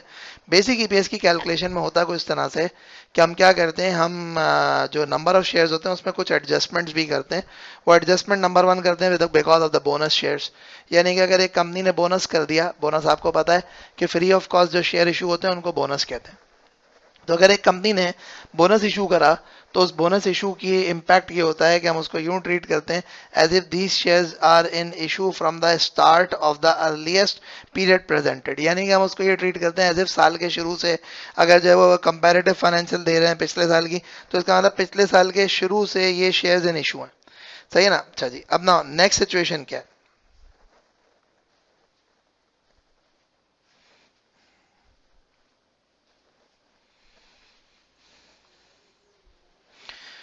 नेक्स्ट सिचुएशन ये है कि राइट इशू। राइट इशू क्या होता है? जब आप शेयर्स को इशू करते हो at a relatively to existing share holder, और वो जो इशू होता है that is usually at a relatively lower cost. तो आई रिपीट, जब भी वो इशू होता है तो that is actually eight a relatively lower cost. तो वो क्या कहलाता है? That is called the right issue. जब भी राइट इशू की हम बात करते हैं तो राइट इशू के अंदर एक चीज याद रखना कि जो राइट इशू होता है उस राइट इशू के अंदर जो नंबर ऑफ शेयर होते हैं उसको हम एडजस्ट करते हैं विद द एडजस्टमेंट फैक्टर। जो नंबर ऑफ शेयर होते हैं उसको हम क्या करते हैं? उसको हम एडजस्ट करते हैं with the adjustment factor. Adjustment factor क्या होता है? एडजस्टमेंट फैक्टर ये होता है कि आप बेसिकली क्या करते हो, आप theoretical x right price calculate करते हो। थ्योरेटिकल एक्स राइट प्राइस क्या होती है कि अगर ये थ्योरेटिकली स्पीकिंग शेयर प्राइस क्या हो जाएगी अगर तो हमने राइट इशू कर दिया तो उसके बाद। तो theoretical x right price calculate करते हैं, उस थ्योरेटिकल एक्स राइट प्राइस को डिवाइड बाय करते हैं हम number of shares. Sorry, theoretical x right price को डिवाइड करते हैं जो शेयर्स की मार्केट वैल्यू थी उससे। तो हमारे पास क्या आ जाता है? एडजस्टमेंट फैक्टर आ जाता है। तो जब भी बोनस इशू होगा और राइट इशू होगा तो उसके अंदर जो टोटल नंबर ऑफ शेयर्स हैं उन टोटल नंबर ऑफ शेयर्स को आप क्या करोगे? उस टोटल नंबर ऑफ शेयर्स को आप जो है वो एडजस्ट करोगे। किससे एडजस्ट करोगे? आप एडजस्ट करोगे बेसिकली इससे, एडजस्टमेंट फैक्टर से फॉर द राइट इशू। और बोनस इशू को एडजस्ट करा जाता है बोनस फैक्टर से। बोनस फैक्टर क्या होता है? बोनस फैक्टर होता है number of share after bonus divide by number of share before bonus. यानी कि अगर 1/4 का बोनस इशू हुआ है तो 4 शेयर पे 1 शेयर इशू होगा तो 5 शेयर हो जाएंगे ना आफ्टर बोनस। तो आप उसको कहोगे 5/4। अच्छा, डाइल्यूटेड ईपीएस हमने डिस्कस करी थी, डाइल्यूटेड ईपीएस की थोड़ी सी बात कर लेते हैं कि यार जो डाइल्यूटेड ईपीएस है ना, वो डाइल्यूटेड ईपीएस के अंदर जरा याद रखना कि डाइल्यूटेड ईपीएस का जो मेजर ऑब्जेक्टिव है वो ये है कि हम शेयर होल्डर को वर्स्ट केस सिनेरियो दिखा रहे हैं कि भाई ये कंपनी की ईपीएस यहाँ ये लेवल पे पहुंच सकती है। डाइल्यूटेड ईपीएस जो है उसको कैलकुलेट करने के लिए हम ये करते हैं कि जितने भी पोटेंशियल ऑर्डिनरी शेयर्स होते हैं सारे के सारे आइडेंटिफाई करते हैं, और फिर हम ये कैलकुलेट करते हैं कि अगर ये पोटेंशियल ऑर्डिनरी शेयर कन्वर्ट हो गया इनटू ऑर्डिनरी शेयर तो उस केस के अंदर जो है वो इंक्रीज इन अर्निंग कितनी होगी, उस केस के अंदर increase in number of shares कितने होंगे, फिर हम इंक्रीमेंटल ईपीएस पर शेयर निकालते हैं, पर पोटेंशियल ऑर्डिनरी शेयर। फिर हम ये करते हैं उसमें से जना जो सबसे ज्यादा डाइल्यूटिव, हम उनकी रैंकिंग करते हैं डाइल्यूटिव नॉन डाइल्यूटिव के हिसाब से। ऑब्वियसली जिसकी जो है वो बेसिकली इंक्रीमेंटल ईपीएस कम से कम होगी, वो जितना ज्यादा कम से कम होगी उतना ज्यादा डाइल्यूटिव होगा। सही है। अच्छा, तो डाइल्यूटिव का मतलब है रिड्यूस करेगा। तो हम फिर क्या करते हैं, हम फिर वन बाय वन एक एक का अर्निंग ऐड करते हैं, एक एक का नंबर ऑफ शेयर ऐड करते हैं और जो है डाइल्यूटेड ईपीएस निकालते हैं। जिस जिस पॉइंट तक जो है ना वो ईपीएस कम होती जा रही होती है तो वो उस पॉइंट तक जो है ना हम ट्रीट करते हैं कि ये इंस्ट्रूमेंट डाइल्यूटिव है। अगर अगर ईपीएस बढ़ना शुरू हो जाए ना तो फिर हम कहेंगे ये एंटी डाइल्यूटिव है। तो अगर मिसाल है 4 इंस्ट्रूमेंट थे, 3 इंस्ट्रूमेंट में ईपीएस कम हुई, चौथे में ईपीएस बढ़ गई, तो जहां पे ईपीएस बढ़ गई ना तो वहां पे आप रुक जाओगे, पिछला वाला जो ईपीएस था वो डाइल्यूटेड ईपीएस ट्रीट किया जाएगा। That is what actually happens with respect to the EPS calculation. इसमें बहुत सारी चीजें हैं, इसमें बहुत सारी चीजें और भी हैं जो कि ऑब्वियसली हमारे कोर्स में नहीं है। थोड़ी सी हम जनरली बात कर लेते हैं with respect to the presentation disclosure requirement. तो आईएएस 33 के एतबार से जो है वो आपको बेसिक ईपीएस डाइल्यूटेड ईपीएस दोनों प्रेजेंट करनी है, और उसके साथ साथ जो है मजीद आपको एक और काम ये करना है कि जो है क्या बोलते हैं कि आपने ये बताना है कि जी न्यूमरेटर में और डिनोमिनेटर में क्या क्या अमाउंट यूज किए गए हैं। सही है ना। तो ये भी आपको जो है वो बेसिकली बताना है, और weighted average number of ordinary shares भी बताना है। अच्छा, एक आपकी सिलेबस के अंदर एक टॉपिक है कि जी यूजफुलनेस क्या होती है ईपीएस की। तो ऑब्वियसली यूजफुलनेस ये होती है कि आपके एग्जिस्टिंग शेयर होल्डर को पता लग जाता है कि जी अभी क्या ईपीएस है और आगे जाके ईपीएस कहाँ पे पहुंच सकती है डाइल्यूटेड ईपीएस देख के। कंपनी की परफॉर्मेंस के बारे में पता लगता है। एट द सेम टाइम जो है अगर कंपनी के हालात खराब हो रहे हैं तो वार्निंग साइंस नजर आ जाती है डाइल्यूटेड ईपीएस के थ्रू। और बेसिकली जो प्रॉब्लम्स हैं, लिमिटेशंस हैं, वो ये है कि अकाउंटिंग पॉलिसी की वजह से चेंज हो जाती है। एट द सेम टाइम जो है वो इन्फ्लेशन के इम्पैक्ट जो है वो नहीं आते इसके अंदर। और मजीद ये है कि डाइल्यूटेड ईपीएस जो है वो कभी कभार एबनॉर्मल वार्निंग के तौर पर ट्रीट की जाती है कि जरूरी नहीं है कि ये डाइल्यूटिव इफेक्ट आए, जरूरी नहीं है पोटेंशियल ऑर्डिनरी शेयर कन्वर्ट हो जाए, ये तो हम अज्यूम कर रहे हैं, तो जरूरी नहीं है। So that is what is all about IAS 33 from your perspective. Statement of changes in equity की बात करते हैं। तो सबसे पहली चीज तो ये कि इक्विटी किसको कहते हैं। तो हम नॉर्मली बेसिकली क्या होता है कि एक आम जब सोल प्रोप्राइटरशिप होती है तो उसमें हम वर्ड यूज करते हैं कैपिटल। पार्टनरशिप भी होता है तो उसमें हम वर्ड यूज करते हैं कैपिटल। लेकिन जो कंपनी होती है उस कंपनी के अंदर वर्ड यूज किया जाता है इक्विटी। उस इक्विटी के अंदर क्या होता है, इक्विटी के अंदर कैपिटल प्लस रिजर्व्स होते हैं।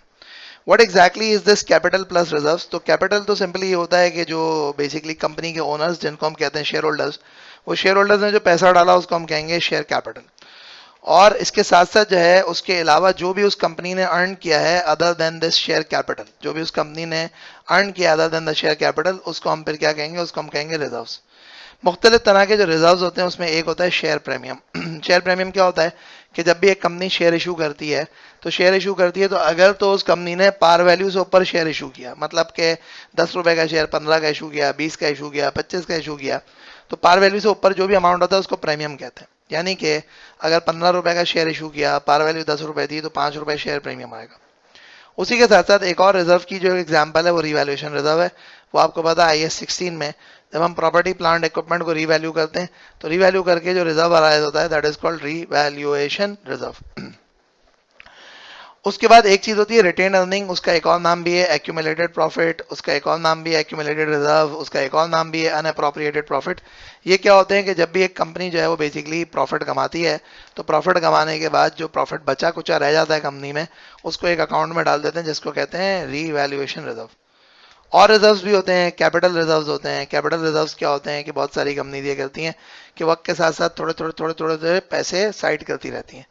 किस चीज़ के लिए पैसे साइड करती रहती हैं कि यार आगे जाके कभी जो है वो कैपिटल एक्सपेंडिचर्स करने होंगे, अपग्रेडेशन करनी होंगी, ये करना होगा, वो करना होगा, तो उसके लिए कंपनी जो है वो अलग से पैसा जमा कर रही होती है, उसको हम अक्सर और बेचते कहते हैं capital reserve. Statement of changes in equity को समझने के लिए एक चीज और समझना जरूरी है, विच इज कॉल्ड डिविडेंड। जिस तरह से जो है जिस तरह से एक सोल प्रोप्राइटरशिप में, एक पार्टनरशिप बिजनेस के अंदर ड्राइंग होती है, इस तरह से कंपनी के अंदर जो ड्राइंग्स है उसका नाम है डिविडेंड। कंपनी का जो डिविडेंड होता है वो डिविडेंड को दो तरीके से कैटेगराइज किया जाता है। One of them is called the final dividend, one of them is called interim dividend. Final dividend क्या होता है? जो कि ईयर एंड पे अनाउंस किया जाता है। इंटरिम डिविडेंड क्या होता है? जो कि ड्यूरिंग द ईयर अनाउंस किया जाता है। इसी तरह से statement of changes in equity को समझने के लिए कुछ और समझना जरूरी है, वो ये है कि आपके पास एक चीज होती है कॉल्ड बोनस। तो बोनस क्या होता है? जब भी आप शेयर्स एग्जिस्टिंग शेयर होल्डर्स को फ्री ऑफ कॉस्ट इशू करते हो, दैट्स कॉल्ड बोनस। एक होता है राइट इशू। राइट इशू क्या होता है? एग्जिस्टिंग शेयर होल्डर्स को शेयर्स बेचते हैं, but at the same time usually थोड़ा सा ऐसा होता है मार्केट से कम पैसों के ऊपर बेचते हैं, तो that is considered to be right issue. अच्छा, अब now what happens is that कि जो आपके पास statement of changes in equity होती है, वो statement of changes in equity का पर्पस क्या होता है?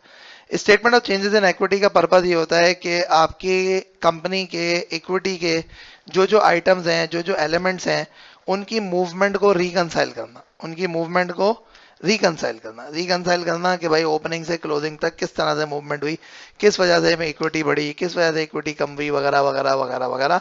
ये सारी की सारी चीजें जो होती है ना, that is called, that is important with respect to statement of changes in equity preparation. अच्छा, इसमें दो बातें हैं, वो ये है कि statement of changes in equity में दो जनरली जो है ना वो इंपॉर्टेंट चीजें होती हैं। वो एक ये है कि जो भी प्रॉफिट फॉर द ईयर होगा ना, वो कहाँ जाएगा? वो रिटेन अर्निंग में जाएगा। जो डिविडेंड्स होंगे वो कहाँ से होंगे? वो रिटेन अर्निंग से बटेंगे।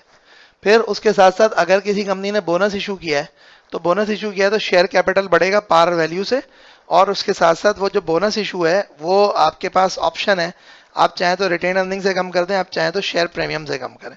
एग्जामिनर अक्सर और बेशतर जो है ना वो रिटेन अर्निंग से कम कर रहा होता है, शेयर प्रीमियम से कम नहीं करता। बट आपका जो लॉ है वो लॉ आपको अलाउ करता है कि आप चाहें तो शेयर प्रीमियम से कम करें, आप चाहें तो आप जो है वो रिटेन अर्निंग से कम करें, but usually examiner has preferred for the retained earning. उसके अलावा मजीद ये है कि टोटल का कॉलम अगर एग्जामिनर कहे तो बनाना है, नहीं वो है तो नहीं बनाना। So that is what is all about statement of changes in equity. IAS 8 accounting policy, changes in accounting estimate और एरर। अगर हम बात करें विद रिस्पेक्ट टू IAS 8, तो अकाउंटिंग पॉलिसीज किसको कहते हैं? अकाउंटिंग पॉलिसीज की एग्जांपल ये है कि किसी भी चीज़ की अकाउंटिंग करने के जो मुख्तलिफ तरीक़ेकार होते हैं उसको हम कहते हैं अकाउंटिंग पॉलिसी। एग्जांपल है अकाउंटिंग पॉलिसीज की कि जैसे एक एसेट है उसको कॉस्ट मॉडल पे या रीवैल्यूएशन मॉडल पे रिकॉर्ड करना, आपके पास इन्वेस्टमेंट प्रॉपर्टी है उसको कॉस्ट मॉडल पे, फेयर वैल्यू मॉडल पे रिकॉर्ड करना। उसके अलावा जो है इन्वेंट्री होती है, तो इन्वेंट्री की कॉस्ट को इस्टेब्लिश करते हैं हम यूजिंग वेटेड एवरेज कॉस्ट। हम इन्वेंट्री की कॉस्ट को इस्टेब्लिश करते हैं using the first in first out basis वगैरह वगैरह। ये सब कुछ अकाउंटिंग पॉलिसी होती है। अकाउंटिंग पॉलिसी कौन बताता है? IFRS बताता है। और एट द सेम टाइम जो है अगर IFRS के अंदर अकाउंटिंग पॉलिसी नहीं होती तो फिर क्या होता है? जनरली एक्सेप्टेड अकाउंटिंग प्रिंसिपल के थ्रू अकाउंटिंग पॉलिसी अडॉप्ट की जाती है। अकाउंटिंग पॉलिसी जब भी आप अडॉप्ट करोगे तो उसके लिए आपको कोशिश ये करनी चाहिए कि अकाउंटिंग पॉलिसी जो है वो एक जजमेंट के तहत इस्तेमाल की जाए, और जो है ना जजमेंट के तहत इस्तेमाल की जाए कि आप समझते हैं जो भी बेसिकली मुनासिब हो उस पॉलिसी को अडॉप्ट किया जाए। IAS 8 कहता है कि हर कंपनी जो है ना वो कोशिश करे कि कंसिस्टेंसी अडॉप्ट करे अकाउंटिंग पॉलिसीज के अंदर, और कंसिस्टेंसी अडॉप्ट करे कि जी जो है सिमिलर टाइप ऑफ आइटम्स को सेम अकाउंटिंग पॉलिसी के तहत जो वो मेजर किया जाए। उसके साथ साथ पीरियड टू पीरियड हर साल सेम अकाउंटिंग पॉलिसी अडॉप्ट की जाए।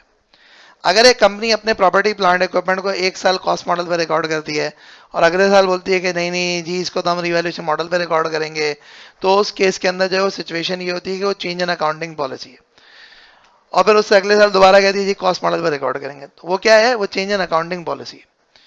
और चेंज इन अकाउंटिंग पॉलिसी को आपको IAS 8 कहता है कि चेंजेस इन अकाउंटिंग पॉलिसी जो है उसको आपको क्या करना चाहिए? उसको आपको जो है रेट्रोस्पेक्टिवली डील करना चाहिए। रेट्रोस्पेक्टिवली का मतलब क्या होता है? रेट्रोस्पेक्टिवली का मतलब है कि पहले दिन से यूं ट्रीट करो एज इफ कि नई अकाउंटिंग पॉलिसी एप्लीकेबल थी। अब भाई अगर एक एसेट आपने 8 साल पहले लिया था और वो जो है वो 8 साल पहले जो है ना कॉस्ट मॉडल पे आपने 8 साल कैरी किया, आज आप रिवैल्यूएशन मॉडल पे उसको लेके जा रहे हो, तो इसका मतलब है कि आपने पिछले 8 साल की डेप्रिसिएशन, पिछले 8 साल का जो है वो कैरिंग अमाउंट रिवाइज करना है, पिछले 8 साल के रिकॉर्ड चेंज करना है। अब प्रैक्टिकली ये पॉसिबल नहीं होता कि 8 साल के रिकॉर्ड चेंज करें, तो उसके लिए हम करते ही हैं कि हम क्योंकि करंट ईयर की तो फाइनेंशियल प्रिपेयर कर रहे होते हैं, उसके साथ कंपैरेटिव भी होता है तो कंपैरेटिव को भी चेंज कर देते हैं। लेकिन उससे पीछे की जो चेंज होता है उसका एक क्यूमुलेटिव इफेक्ट जो है ना, हम कहाँ पे लेके आ जाते हैं, हम क्यूमुलेटिव इफेक्ट जो है वो ओपनिंग रिटेन अर्निंग के अंदर लेके आ जाते हैं। तो बेसिकली रेट्रोस्पेक्टिव एप्लीकेशन के लिए प्रैक्टिकली एप्लीकेबल नहीं होता, इसलिए हम क्या करते हैं, हम ओपनिंग रिटेन अर्निंग के अंदर उसका इंपैक्ट डाल देते हैं। नंबर 2 पॉइंट जो है, वो नंबर 2 पॉइंट आपके पास जो है that is basically the accounting estimates. देखें अकाउंटिंग करते हुए ना बेशुमार तरह के एस्टिमेट्स होते हैं। डेप्रिसिएशन इटसेल्फ एक एस्टिमेट है, उसमें सभी कुछ एस्टिमेट है। डेप्रिसिएशन का मेथड एक एस्टिमेट, यूजफुल लाइफ एक एस्टिमेट, उसके अलावा जो है रेजिडुअल वैल्यू एक एस्टिमेट, डेप्रिसिएशन का रेट एक एस्टिमेट, ये तमाम की तमाम चीजें एस्टिमेट्स हैं and these estimates can change. इसके अलावा बेशुमार तरह के एस्टिमेट्स होते हैं, बेड डेट एस्टिमेट है। तो basically what happens is that कि जब हम बात करते हैं ना with respect to the concept of estimation, तो उस एस्टिमेशन के अंदर एक चीज याद रखिएगा कि जब भी आपके पास कोई भी अकाउंटिंग एस्टिमेट्स होते हैं जिनके अंदर चेंजेस आती है, तो उस अकाउंटिंग एस्टिमेट के चेंजेस को हम क्या करते हैं, हम बेसिकली उन चेंजेस को प्रोस्पेक्टिवली अप्लाई करते हैं। प्रोस्पेक्टिवली क्या अप्लाई करते हैं, जिस पीरियड में चेंज आया उस पीरियड में अप्लाई करते हैं और फ्यूचर अकाउंटिंग पीरियड्स पे अप्लाई करते हैं। जिस पीरियड में चेंज आया उस पीरियड में अप्लाई करते हैं और फ्यूचर अकाउंटिंग पीरियड्स में अप्लाई करते हैं। That is what the prospective application is all about. Now तो आखिरी जो चीज रह जाती है वो जाता है एरर। एरर का मतलब क्या होता है कि आपसे कोई गलती हो गई, किसी भी एतबार से गलती हो गई, रुपए को 2 रुपए लिख दिया, 2 रुपए को 10 रुपए लिख दिया, सेल को परचेज लिख दिया, परचेज को एक्सपेंस लिख दिया, वगैरह वगैरह वगैरह, ये एरर होते हैं। अगर आपके पास कोई प्रायर पीरियड में एरर हुआ है, प्रायर पीरियड में एरर हुआ है, तो उस प्रायर पीरियड के एरर को आप क्या करते हैं, आप जो है वो करंट पीरियड के अंदर जब रेक्टिफाई करेंगे तो उसको रेट्रोस्पेक्टिवली रेक्टिफाई करेंगे। रेट्रोस्पेक्टिवली रेक्टिफाई करने का मतलब क्या होता है कि आप उसको ऐसे चेंज करेंगे एज इफ कि ये एरर कभी हुआ ही नहीं था, यानी कि पिछले तमाम के तमाम अकाउंटिंग पीरियड के अंदर उस एरर का इफेक्ट लेकर आएंगे कि एरर कभी हुआ ही नहीं था। क्या हुआ था, ये एरर कभी हुआ ही नहीं था। That is something that you would have to do. और एक चीज याद रखिएगा कि जब भी अकाउंटिंग पॉलिसी के और जो है क्या बोलते हैं कि आपके एरर के जो चेंजेस आएंगे उनको आप क्या करेंगे, उनको आप हमेशा कहाँ पे रिफ्लेक्ट करेंगे, आप रिफ्लेक्ट करेंगे अपनी statement of changes in equity में। किस तरह से करेंगे कि जो भी ओपनिंग रिटेन अर्निंग आएगी उस ओपनिंग रिटेन अर्निंग को आपने बेसिकली एडजस्ट करना है। एडजस्ट कैसे करना है, आपने कहना है जी प्रायर पीरियड के एरर से एडजस्ट, आपने कहना है जी अकाउंटिंग पॉलिसी के चेंज के एडजस्टमेंट। तो आपने ये जो ना ओपनिंग रिटेन अर्निंग्स को एडजस्ट करना है statement of changes in equity के अंदर and that is what you have to show. तो भाई ये हो गया IAS 8 जिसके अंदर अकाउंटिंग एस्टिमेट्स, एरर्स और पॉलिसी, इसकी हमने डिस्कशन कर ली। तो IAS 7 statement of cash flows की बात करते हैं। तो देखें सबसे पहली चीज तो ये कि IAS 7 जो कि स्टेटमेंट ऑफ कैश फ्लोज का है वो क्या करता है, वो आपको बेसिकली ये कहता है कि जो भी कंपनी के पास कैश है और कैश इक्विवेलेंट है, उस कैश और कैश इक्विवेलेंट की मूवमेंट को एनालाइज करें। आप किस तरह से एनालाइज करें, 3 हेड्स के अंदर एनालाइज करें। क्या 3 हेड्स होते हैं, एक कहलाता है ऑपरेटिंग एक्टिविटी, एक कहलाता है इन्वेस्टिंग एक्टिविटी, एक कहलाता है फाइनेंसिंग एक्टिविटी। ऑपरेटिंग एक्टिविटीज क्या होती हैं, ऑपरेटिंग एक्टिविटीज ये होती हैं कि जो भी एक ऑर्गेनाइजेशन की प्रिंसिपल रेवेन्यू जनरेटिंग एक्टिविटीज होती हैं उससे अराइज होने वाला जो कैश फ्लो होता है उसको हम कहते हैं ये ऑपरेटिंग एक्टिविटी। क्या मतलब ये है कि जैसे फॉर एग्जांपल एक कंपनी है, सेल करती है, गुड्स खरीदती है, एक्सपेंसेस इंकर करती है, तनख्वाहें देती है, वगैरह वगैरह वगैरह। ये सारे के सारे खर्चे क्यों इंकर होते हैं, क्योंकि उसको अपना एक बिजनेस चलाना होता है, कारोबार चलाना होता है। तो आपकी जो मेन एक्टिविटीज हैं उस मेन एक्टिविटीज से रिलेटेड जो आप खर्चा इंकर करते हैं, जो भी उससे रिलेटेड कैश फ्लोज होते हैं उसको हम कहते हैं ऑपरेटिंग। इन्वेस्टिंग क्या होते हैं कि जो भी नॉन करंट एसेट्स होते हैं उस नॉन करंट एसेट की खरीद, नॉन करंट एसेट की फरोख्त, नॉन करंट एसेट से अराइज होने वाले जो भी पैसे हैं उन तमाम की तमाम चीज़ों को हम क्या कहते हैं, इन्वेस्टिंग एक्टिविटीज। और फाइनेंसिंग एक्टिविटी क्या है, by definition any activity other than operating and investing activity. Generally ये होता है कि आपने शेयर्स इशू करे, आपने लोन लिया, लोन रीपे किया, शेयर्स को जो है वो आपने रिडीम किया, वगैरह वगैरह, ये तमाम की तमाम चीज़ें जो है वो फाइनेंसिंग एक्टिविटी के अंदर आती हैं। अब पॉइंट ये है कि जो ऑपरेटिंग एक्टिविटीज होती हैं उस ऑपरेटिंग एक्टिविटीज में इनफैक्ट पूरे कैश फ्लो में एक चीज याद रखिएगा कि हम क्या कर रहे हैं, हम कैश फ्लो स्टेटमेंट बना रहे हैं। यानी कि हम क्या कर रहे हैं, हम सिंपली कैश और कैश इक्विवेलेंट्स की मूवमेंट को एनालाइज कर रहे हैं। तो अगर हम कैश और कैश इक्विवेलेंट्स बना रहे हैं और हम जो है वो बेसिकली कैश की मूवमेंट्स को एनालाइज कर रहे हैं, तो उस केस के अंदर जरा एक चीज समझिएगा, वो एक चीज ये है कि आपका जो ऑपरेटिंग एक्टिविटी है वो 2 तरीके से बनती है। एक कहलाता है डायरेक्ट मेथड, एक कहलाता है इनडायरेक्ट मेथड। डायरेक्ट मेथड क्या होता है? डायरेक्ट मेथड ये होता है कि आप क्या करते हो, आप जो है ना सिंपली कहते हो जी इनफ्लोज और आउटफ्लोज लिख देते हो जी, receipt from cash customer, receipt from credit customer, payment to the supplier, payment for the expenses वगैरह वगैरह वगैरह। जो इनडायरेक्ट मेथड होता है, वो इनडायरेक्ट मेथड के अंदर आप क्या करते हो, आप प्रॉफिट से स्टार्ट होते हो। प्रॉफिट कौन सा स्टार्ट होता है? आप प्रॉफिट बिफोर टैक्स से स्टार्ट होते हो, उसके बाद उसमें एडजस्टमेंट्स करते हो। एडजस्टमेंट क्या करते हो? नॉन कैश आइटम की, नॉन कैश आइटम की, नॉन ऑपरेटिंग आइटम की। जैसे कि फॉर एग्जांपल गेन और लॉस ऑन डिस्पोजल है, उसके अलावा जो है आपके पास इन्वेस्टमेंट इनकम है, अदर इनकम है, आपके पास ये इम्पेयरमेंट है, डेप्रिसिएशन है, तमाम के तमाम जो नॉन कैश आइटम होते हैं उनकी एडजस्टमेंट करते हो। फिर उसी के साथ साथ जो है वहीं पे आप वर्किंग कैपिटल चेंजेस की एडजस्टमेंट भी करते हो। वर्किंग कैपिटल का मतलब क्या होता है? वर्किंग कैपिटल का मतलब कुछ तरीके से होता है कि आपके पास रिसीवेबल, पेबल, इन्वेंट्री, उनकी जो एडजस्टमेंट होती है वो भी आप करते हो। देन फिर उसके बाद चाहे डायरेक्ट मेथड हो चाहे इनडायरेक्ट मेथड हो, हम जो है ऑपरेटिंग एक्टिविटी के एंड में टैक्स पेड और इंटरेस्ट पेड शो करते हैं। क्या करते हैं? टैक्स पेड और इंटरेस्ट पेड शो करते हैं। इन्वेस्टिंग एक्टिविटी जो होती है उसमें नॉन करंट एसेट की परचेज के आउटफ्लोज शो करते हो, नॉन करंट एसेट की खरीद के यानी जो आउटफ्लो है वो शो करते हो, उसको सेल करते हो तो उस पर जो इनफ्लोज आते हैं उसको शो करते हो। एट द सेम टाइम कोई इन्वेस्टमेंट इनकम आती है वो शो करते हो। एट द सेम टाइम कोई डिविडेंड रिसीव होते हैं उसको शो करते हो। तो ये तमाम की तमाम चीज़ें आप करते हो। तो जब भी हम बात करते हैं with respect to the investing activity, तो इन्वेस्टिंग एक्टिविटी में हम क्या करते हैं? हम इन्वेस्टिंग एक्टिविटी में ये करते हैं कि जो भी हमारे पास लॉन्ग टर्म के लिए हमने एसेट खरीदा या एसेट बेचा या उस एसेट से आने वाली जो इनकम है वो तमाम की तमाम शो करते हैं। That is called investing activity. आखिरी होता है which is called financing activity. और फाइनेंसिंग एक्टिविटी क्या होती है? फाइनेंसिंग एक्टिविटी ये होती है कि आप क्या करते हो, आपने शेयर्स इशू करे, उसके थ्रू जो पैसा आया, आपने जो है वो लोन लिया, लोन के थ्रू पैसा आया, आपने लोन दिया, उस लोन के पर जो पैसा गया, ये तमाम की तमाम चीजें। अच्छा, अब एक चीज याद रखिएगा कि दो चीजें हैं, एक है इंटरेस्ट पेड और एक है डिविडेंड पेड। इंटरेस्ट पेड और डिविडेंड पेड दोनों पे IAS 7 अलाउ करता है कि आप चाहें तो आप इंटरेस्ट पेड को और डिविडेंड पेड को ऑपरेटिंग में भी शो कर सकते हैं, आप चाहें तो उसको फाइनेंसिंग में भी शो कर सकते हैं। प्रैक्टिकली ये होता है कि इंटरेस्ट पेड जो है ना वो ऑपरेटिंग में शो होता है और जो डिविडेंड पेड होता है ना वो फाइनेंसिंग में शो होता है। उसका रीजन क्या होता है? उसका रीजन ये होता है कि ये अजम्पशन ली जाती है, ये अज्यूम किया जाता है कि जो इंटरेस्ट है ना वो यूजुअली उस कैश फ्लो पे दिया जा रहा है जो कि रोजमर्रा के इस्तेमाल के लिए, और जो डिविडेंड है ना वो लॉन्ग टर्म के लिए पैसा लिया गया है, उस लॉन्ग टर्म के लिए पैसा लिया गया उसके ऊपर दिया जा रहा है। इसलिए डिविडेंड जो पेड होता है उस डिविडेंड पेड को हम क्या करते हैं? डिविडेंड पेड को यूजुअली हम फाइनेंसिंग एक्टिविटी के अंदर शो कर रहे होते हैं। अच्छा, अब नाउ आखिरी एक बात है which is about the concept of cash equivalents. तो उसमें एक चीज जरा समझना कि कैश इक्विवेलेंट क्या होता है? हर वो चीज जो कि रेडिली कन्वर्टेबल इनटू कैश हो।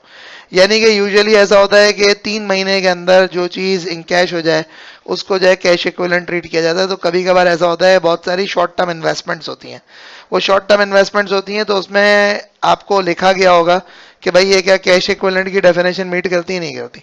अगर तो वो कैश इक्विवेलेंट की डेफिनेशन मीट करती है ना तो उसको इन्वेस्टिंग एक्टिविटी में नहीं शो किया जाएगा, बल्कि उसको कैश का हिस्सा बनाया जाएगा, यानी कि जहां पर हम ओपनिंग कैश लिखते हैं वहां पे लिखा जाएगा।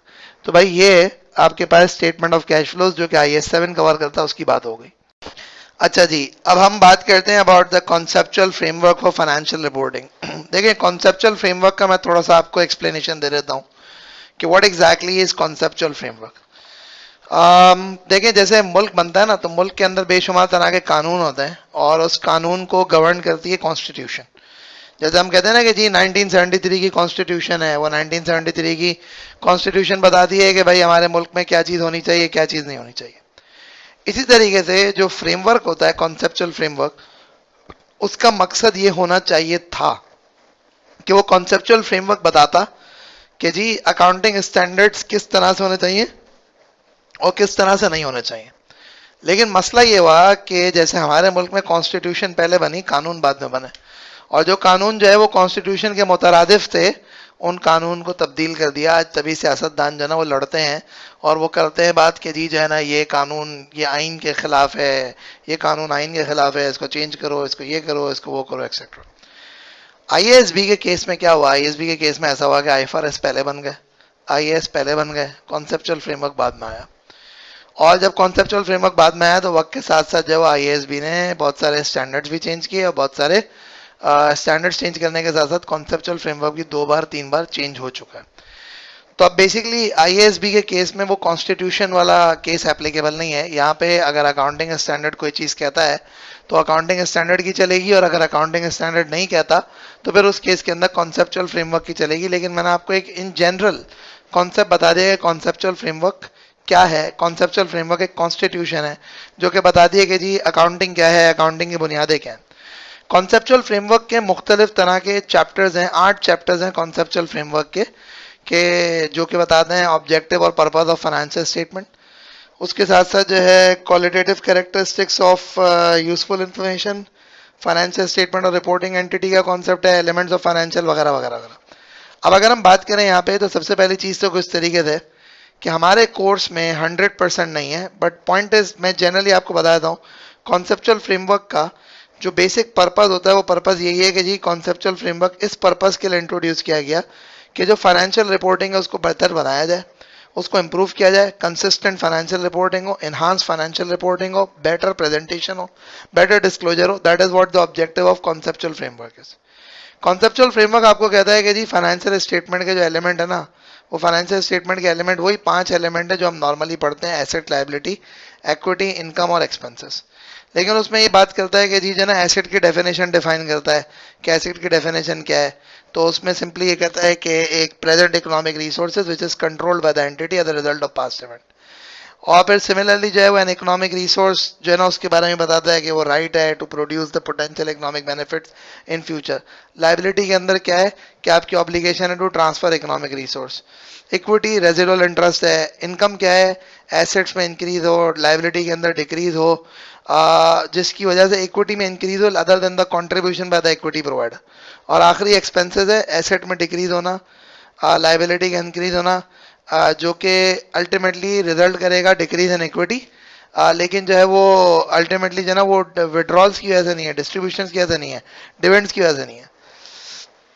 देन उसके बाद जो है फ्रेमवर्क बात करता है about the qualitative characteristics of useful financial information, जिसमें आपको कहता है कि देखो फाइनेंशियल स्टेटमेंट जब भी प्रिपेयर होंगी, फाइनेंशियल इन्फॉर्मेशन जब भी प्रिपेयर होगी तो उसके 2 तरह के कैरेक्टरिस्टिक्स हैं जिनका आपको ख्याल रखना है। एक फंडामेंटल क्वालिटेटिव कैरेक्टरिस्टिक्स है और एक जो है वो बेसिकली आपके पास इन्हांसिंग क्वालिटेटिव कैरेक्टरिस्टिक्स है। फंडामेंटल क्वालिटेटिव कैरेक्टरिस्टिक्स क्या है कि ये वो 2 कैरेक्टरिस्टिक्स हैं जो कि हर फाइनेंशियल स्टेटमेंट के अंदर होने ही चाहिए। वो क्या 2 हैं जो कि होने ही चाहिए, उसकी जरा हम कुछ थोड़ी सी बात करते हैं। वो जो 2 हैं जो होने ही चाहिए उसमें एक चीज है दैट इज कॉल्ड रेलेवेंस, यानी कि जो भी इंफॉर्मेशन आप प्रेजेंट करो वो रेलेवेंट होनी चाहिए। और नंबर 2 फेथफुल रिप्रेजेंटेशन। नंबर 2 क्या है, faithful representation. Faithful representation means कि सिंपली जिसको हम बात करते हैं ट्रू एंड फेयर व्यू। एक बात मैं बता दूं, बहुत सारी चीजें हम आम जिंदगी के अंदर पढ़ते जाते हैं अकाउंटिंग में, लेकिन यहाँ पे कॉन्सेप्चुअल फ्रेमवर्क की जबानी हम वो चीजें पढ़ रहे हैं। अच्छा जी, अब अगली बात जो है वो यहाँ पे एक और चीज है which is enhancing characteristics, enhancing qualitative characteristics. What is this enhancing qualitative characteristics, इसकी मैं कुछ थोड़ी सी बात करता हूँ। देखें इनहांसिंग क्वालिटेटिव कैरेक्टरिस्टिक्स क्या है, ये वो कैरेक्टरिस्टिक्स हैं जो कि एक बेसिकली फाइनेंशियल इंफॉर्मेशन को इन्हांस कर देते हैं, बेहतर कर देते हैं। उसमें 4 फैक्टर हैं। कंपेरेबिलिटी, यानी कि फाइनेंशियल स्टेटमेंट कंपेरेबल हो। कंपेरेबिलिटी कैसे आती है कि जब आप जो है ना कंपेरेटिव फाइनेंशियल देते हैं, 2021 के साथ 2020 दे दी, 2022 के साथ 2021 दे दी, that's what it is. Number 2 verifiability आती है। जब भी फाइनेंशियल स्टेटमेंट के अंदर जो भी इंफॉर्मेशन होती है, जो भी डेटा होता है, अगर वो डेटा वेरीफाइबल होता है तो वेरीफाइबिलिटी आती है। नंबर 3 टाइमलीनेस, यानी कि टाइम पे है इंफॉर्मेशन। चौथी चीज जो आपके पास है that is called understandability. Understandability का मतलब कुछ तरीके से होता है कि इंफॉर्मेशन इजीली अंडरस्टूड।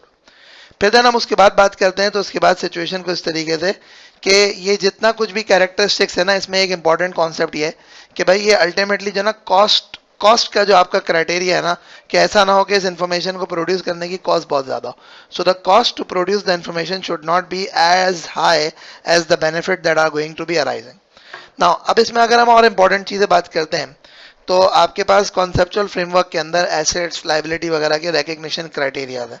मोर और लेस वही क्राइटेरिया हैं जो कि जो है अल्टीमेटली हम नॉर्मल फाइनेंशियल स्टेटमेंट्स के अंदर पढ़ते हैं, और बस सही ऑब्वियसली उसकी एक छोटी सी डेफिनेशन है वो पढ़ लेना। नाउ एक नेक्स्ट कॉन्सेप्ट है which is called the measurement basis. Measurement basis का मतलब ये होता है आपके जो एसेट्स हैं, आपकी जो लाइबिलिटी हैं, आपकी जो इनकम है, आपकी जो एक्सपेंसेस हैं, उस एसेट, लाइबिलिटी, इनकम, एक्सपेंस, उसको आप किस तरीके से मेजर करोगे, that is what the measurement basis is all about. अच्छा, अब अगर हम मेजरमेंट बेसिस के अंदर बात करें तो मुख्तलिफ तरह की मेजरमेंट बेसिस हैं, जिसमें एक है historical cost. Historical cost simply क्या है कि जिस तरीके से हम कहते हैं ना कॉस्ट मॉडल पे कि जी ओरिजिनली जितने का खरीदा उसके ऊपर डेप्रिसिएशन चार्ज करो, उसके ऊपर इम्पेयरमेंट चार्ज करो, that is what historical cost basis is. But again उसमें टर्मिनोलॉजी है कि जी हिस्टोरिकल कॉस्ट में कंजम्पशन ऑफ एसेट होगी, डिटेरियोरेशन ऑफ एसेट होगी, जो कि इम्पेयरमेंट कहलाती है। नंबर टू करंट वैल्यू है। करंट वैल्यू में तीन तरह की वैल्यू आती है, एक है फेयर वैल्यू, एक है वैल्यू इन यूज, एक है करंट कॉस्ट। ये तीनों के अंदर जो डिफरेंस क्या है, तीनों के अंदर डिफरेंस ये फेयर वैल्यू तो आपको पता है मार्केट वैल्यू है। वैल्यू इन यूज क्या है कि जो कि बेसिकली अल्टीमेटली बेनिफिट मिलेगा फ्यूचर में इसको इस्तेमाल करने से एसेट को, that is called value in use. और करंट कॉस्ट का मतलब कुछ तरीके से होता है कि अगर एक इक्विवेलेंट एसेट आज मार्केट से ले तो उसको किस तरीके से वो एसेट कितने का बिकेगा, that is called current cost. अच्छा अब जरा इसमें एक चीज समझिएगा, एक चीज जरा देखिएगा, वो ये है कि जब भी हम बात करते हैं ना with respect to the measurement basis, तो या तो आप अपने एसेट लायबिलिटी इनकम एक्सपेंस को जो मेजर करोगे वो हिस्टोरिकल कॉस्ट बेसिस के ऊपर मेजर करोगे, या फिर आप उसको जो मेजर करोगे या फिर आप उसको मेजर करोगे that is going to be current cost basis. और उसमें तीन तरह की बेसिस है। आखिरी जो इसमें चीज है वो आखिरी कॉन्सेप्ट है which is basically called the concept of capital maintenance. Capital maintenance का कॉन्सेप्ट कुछ तरीके से कि यार बेसिकली जो है ना ये जो फ्रेमवर्क है, कॉन्सेप्चुअल फ्रेमवर्क, ये आपको एक बात ये बताता है कि जी आपका जो कैपिटल है वो कैपिटल को दो कैटेगरीज में हम जो है ना क्लासिफाई करते हैं। One of them is financial capital and the other one of them is called the physical concept of capital. Financial capital तो क्या है, वही जो asset minus liability is equivalent to net asset, यानी कि जिसको हम इक्विटी भी कहते हैं, that is called the financial capital. और एक आपके पास है वो फिजिकल कैपिटल है। फिजिकल कैपिटल का मतलब क्या होता है? फिजिकल कैपिटल का मतलब ये होता है कि भाई जो एक बिजनेस आउटपुट प्रोड्यूस कर रहा होता है गुड्स का, that is called the physical capital. अच्छा अब देखें, अब जरा समझिएगा, जरा थोड़ी सी बात समझिएगा। कैपिटल मेंटेनेंस का एक कॉन्सेप्ट है, वो कैपिटल मेंटेनेंस का कॉन्सेप्ट कुछ तरीके से कि भाई ये मुख्तलिफ तरह के कॉन्सेप्ट हैं, दो तरह के कैपिटल मेंटेनेंस के। One of them is financial capital maintenance concept, और जो दूसरा कॉन्सेप्ट है वो दूसरा कॉन्सेप्ट आपके पास जो है ना that is basically physical capital maintenance concept. Financial capital maintenance का कॉन्सेप्ट क्या होता है? फाइनेंशियल कैपिटल मेंटेनेंस का कॉन्सेप्ट ये कहता है कि यार देखो, अगर तो आपने अपने बिजनेस के अंदर जो है ना जो भी री इन्वेस्टमेंट इन्वेस्टमेंट करनी है, जो एसेट्स के अंदर अपग्रेडेशन करनी है, सब कुछ करने कराने के बाद भी अगर आपकी इक्विटी बढ़ जाए ना, तो इसका मतलब ये है कि आपने कोई प्रॉफिट कमाया। फाइनेंशियल कैपिटल का कॉन्सेप्ट होता है। और फिजिकल कैपिटल का कॉन्सेप्ट ये होता है कि जी आपने बेसिकली अगर फिजिकल आउटपुट जो है वो बिजनेस का एनहांस कर दिया, आपने फिजिकली बिजनेस की जो ना वो चीज़ें बढ़ा दी, तो ultimately that is going to be considered as a profit. अब ये जो बेसिकली मुख्तलिफ तरह के जो कैपिटल का कॉन्सेप्ट है, उसमें एक चीज़ याद रखिएगा कि इस कैपिटल को आप चाहें तो आप मेजर कर सकते हैं monetary unit, nominal monetary unit basis पे, यानी कि नॉमिनल मॉनेटरी यूनिट का मतलब होता है हिस्टोरिकल कॉस्ट अकाउंटिंग की बेसिस पे। और आखिरी चीज़ कांस्टेंट परचेजिंग पावर अकाउंटिंग की बेसिस पे, इसका मतलब ये है कि वो इन्फ्लेशन एडजस्टेड होगा।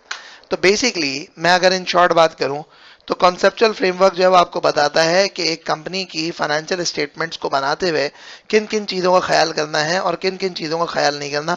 That's what the conceptual framework actually tells you.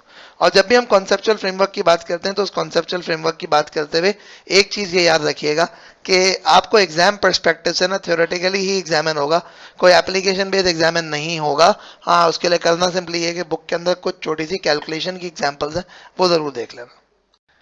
Interpretation of financial statement, जिसको हम रेशियो एनालिसिस भी कहते हैं, उसके एतबार से थोड़ी सी मैं बात कर देता हूँ कि what exactly do mean by interpretation of financial statement.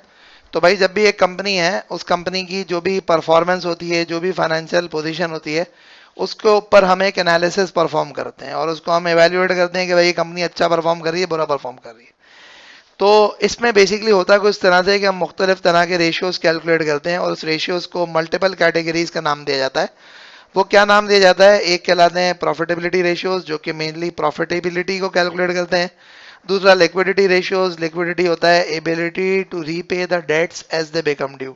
तो दूसरे रेशियोज जो होते हैं ना वो आपकी लिक्विडिटी कैलकुलेट करते हैं। तीसरा जो आपके पास है that is basically debt ratios, यानी कि जो आपकी गेयरिंग वेयरिंग कैलकुलेट करते हैं। और चौथा आपके इन्वेस्टर रेशियोज, जो कि बताते हैं कि इस कंपनी ने इन्वेस्टर के लिए कितना अच्छा परफॉर्म किया, कितना अच्छा परफॉर्म नहीं किया।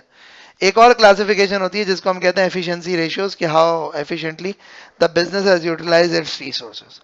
मुख्तलिफ तरह के प्रॉफिटेबिलिटी रेशियो हैं, जिसमें रिटर्न ऑन कैपिटल एम्प्लॉयड है, PBIT divide by capital employed. Capital employed की डेफिनेशन ये होती है कि उसमें आप basically equity plus long term debt सब कुछ ले लेते हो।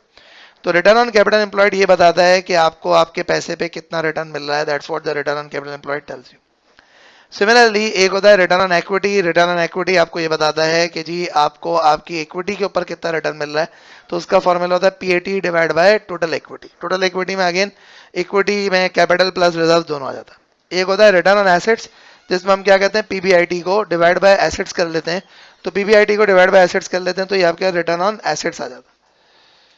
अच्छा, इसी प्रॉफिटेबिलिटी के रेशियोज के अंदर कुछ और रेशियोज भी होते हैं, जैसे कि profit is to sale ratio, जो कि आपको ये बता रहा होता है कि आपने कितना प्रॉफिट कमाया for every 1 rupee of sale. सही है। अच्छा जी, इसको हम जो है वो बेसिकली एक और भी नाम देते हैं, इसको हम मार्जिन का नाम भी देते हैं ना, कि मतलब प्रॉफिट डिवाइड बाय सेल्स जो होता है वो that is also going to be considered as a margin.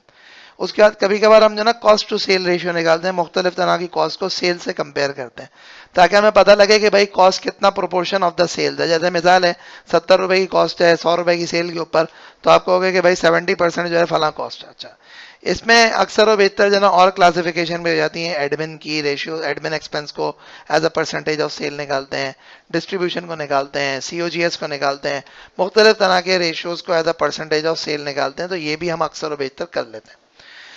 अब अगर हम मजीद बात करें तो आखिरी एक चीज और है which is called asset turnover ratio profitability के अंदर, और वो एसेट टर्नओवर रेशियो क्या बताता है आपको, वो सेल्स अपॉन कैपिटल एम्प्लॉयड है। वो आपको ये बताता है कि आपने जितना कैपिटल लगाया उसके मुकाबले में आपने कितनी बार सेल जनरेट करी।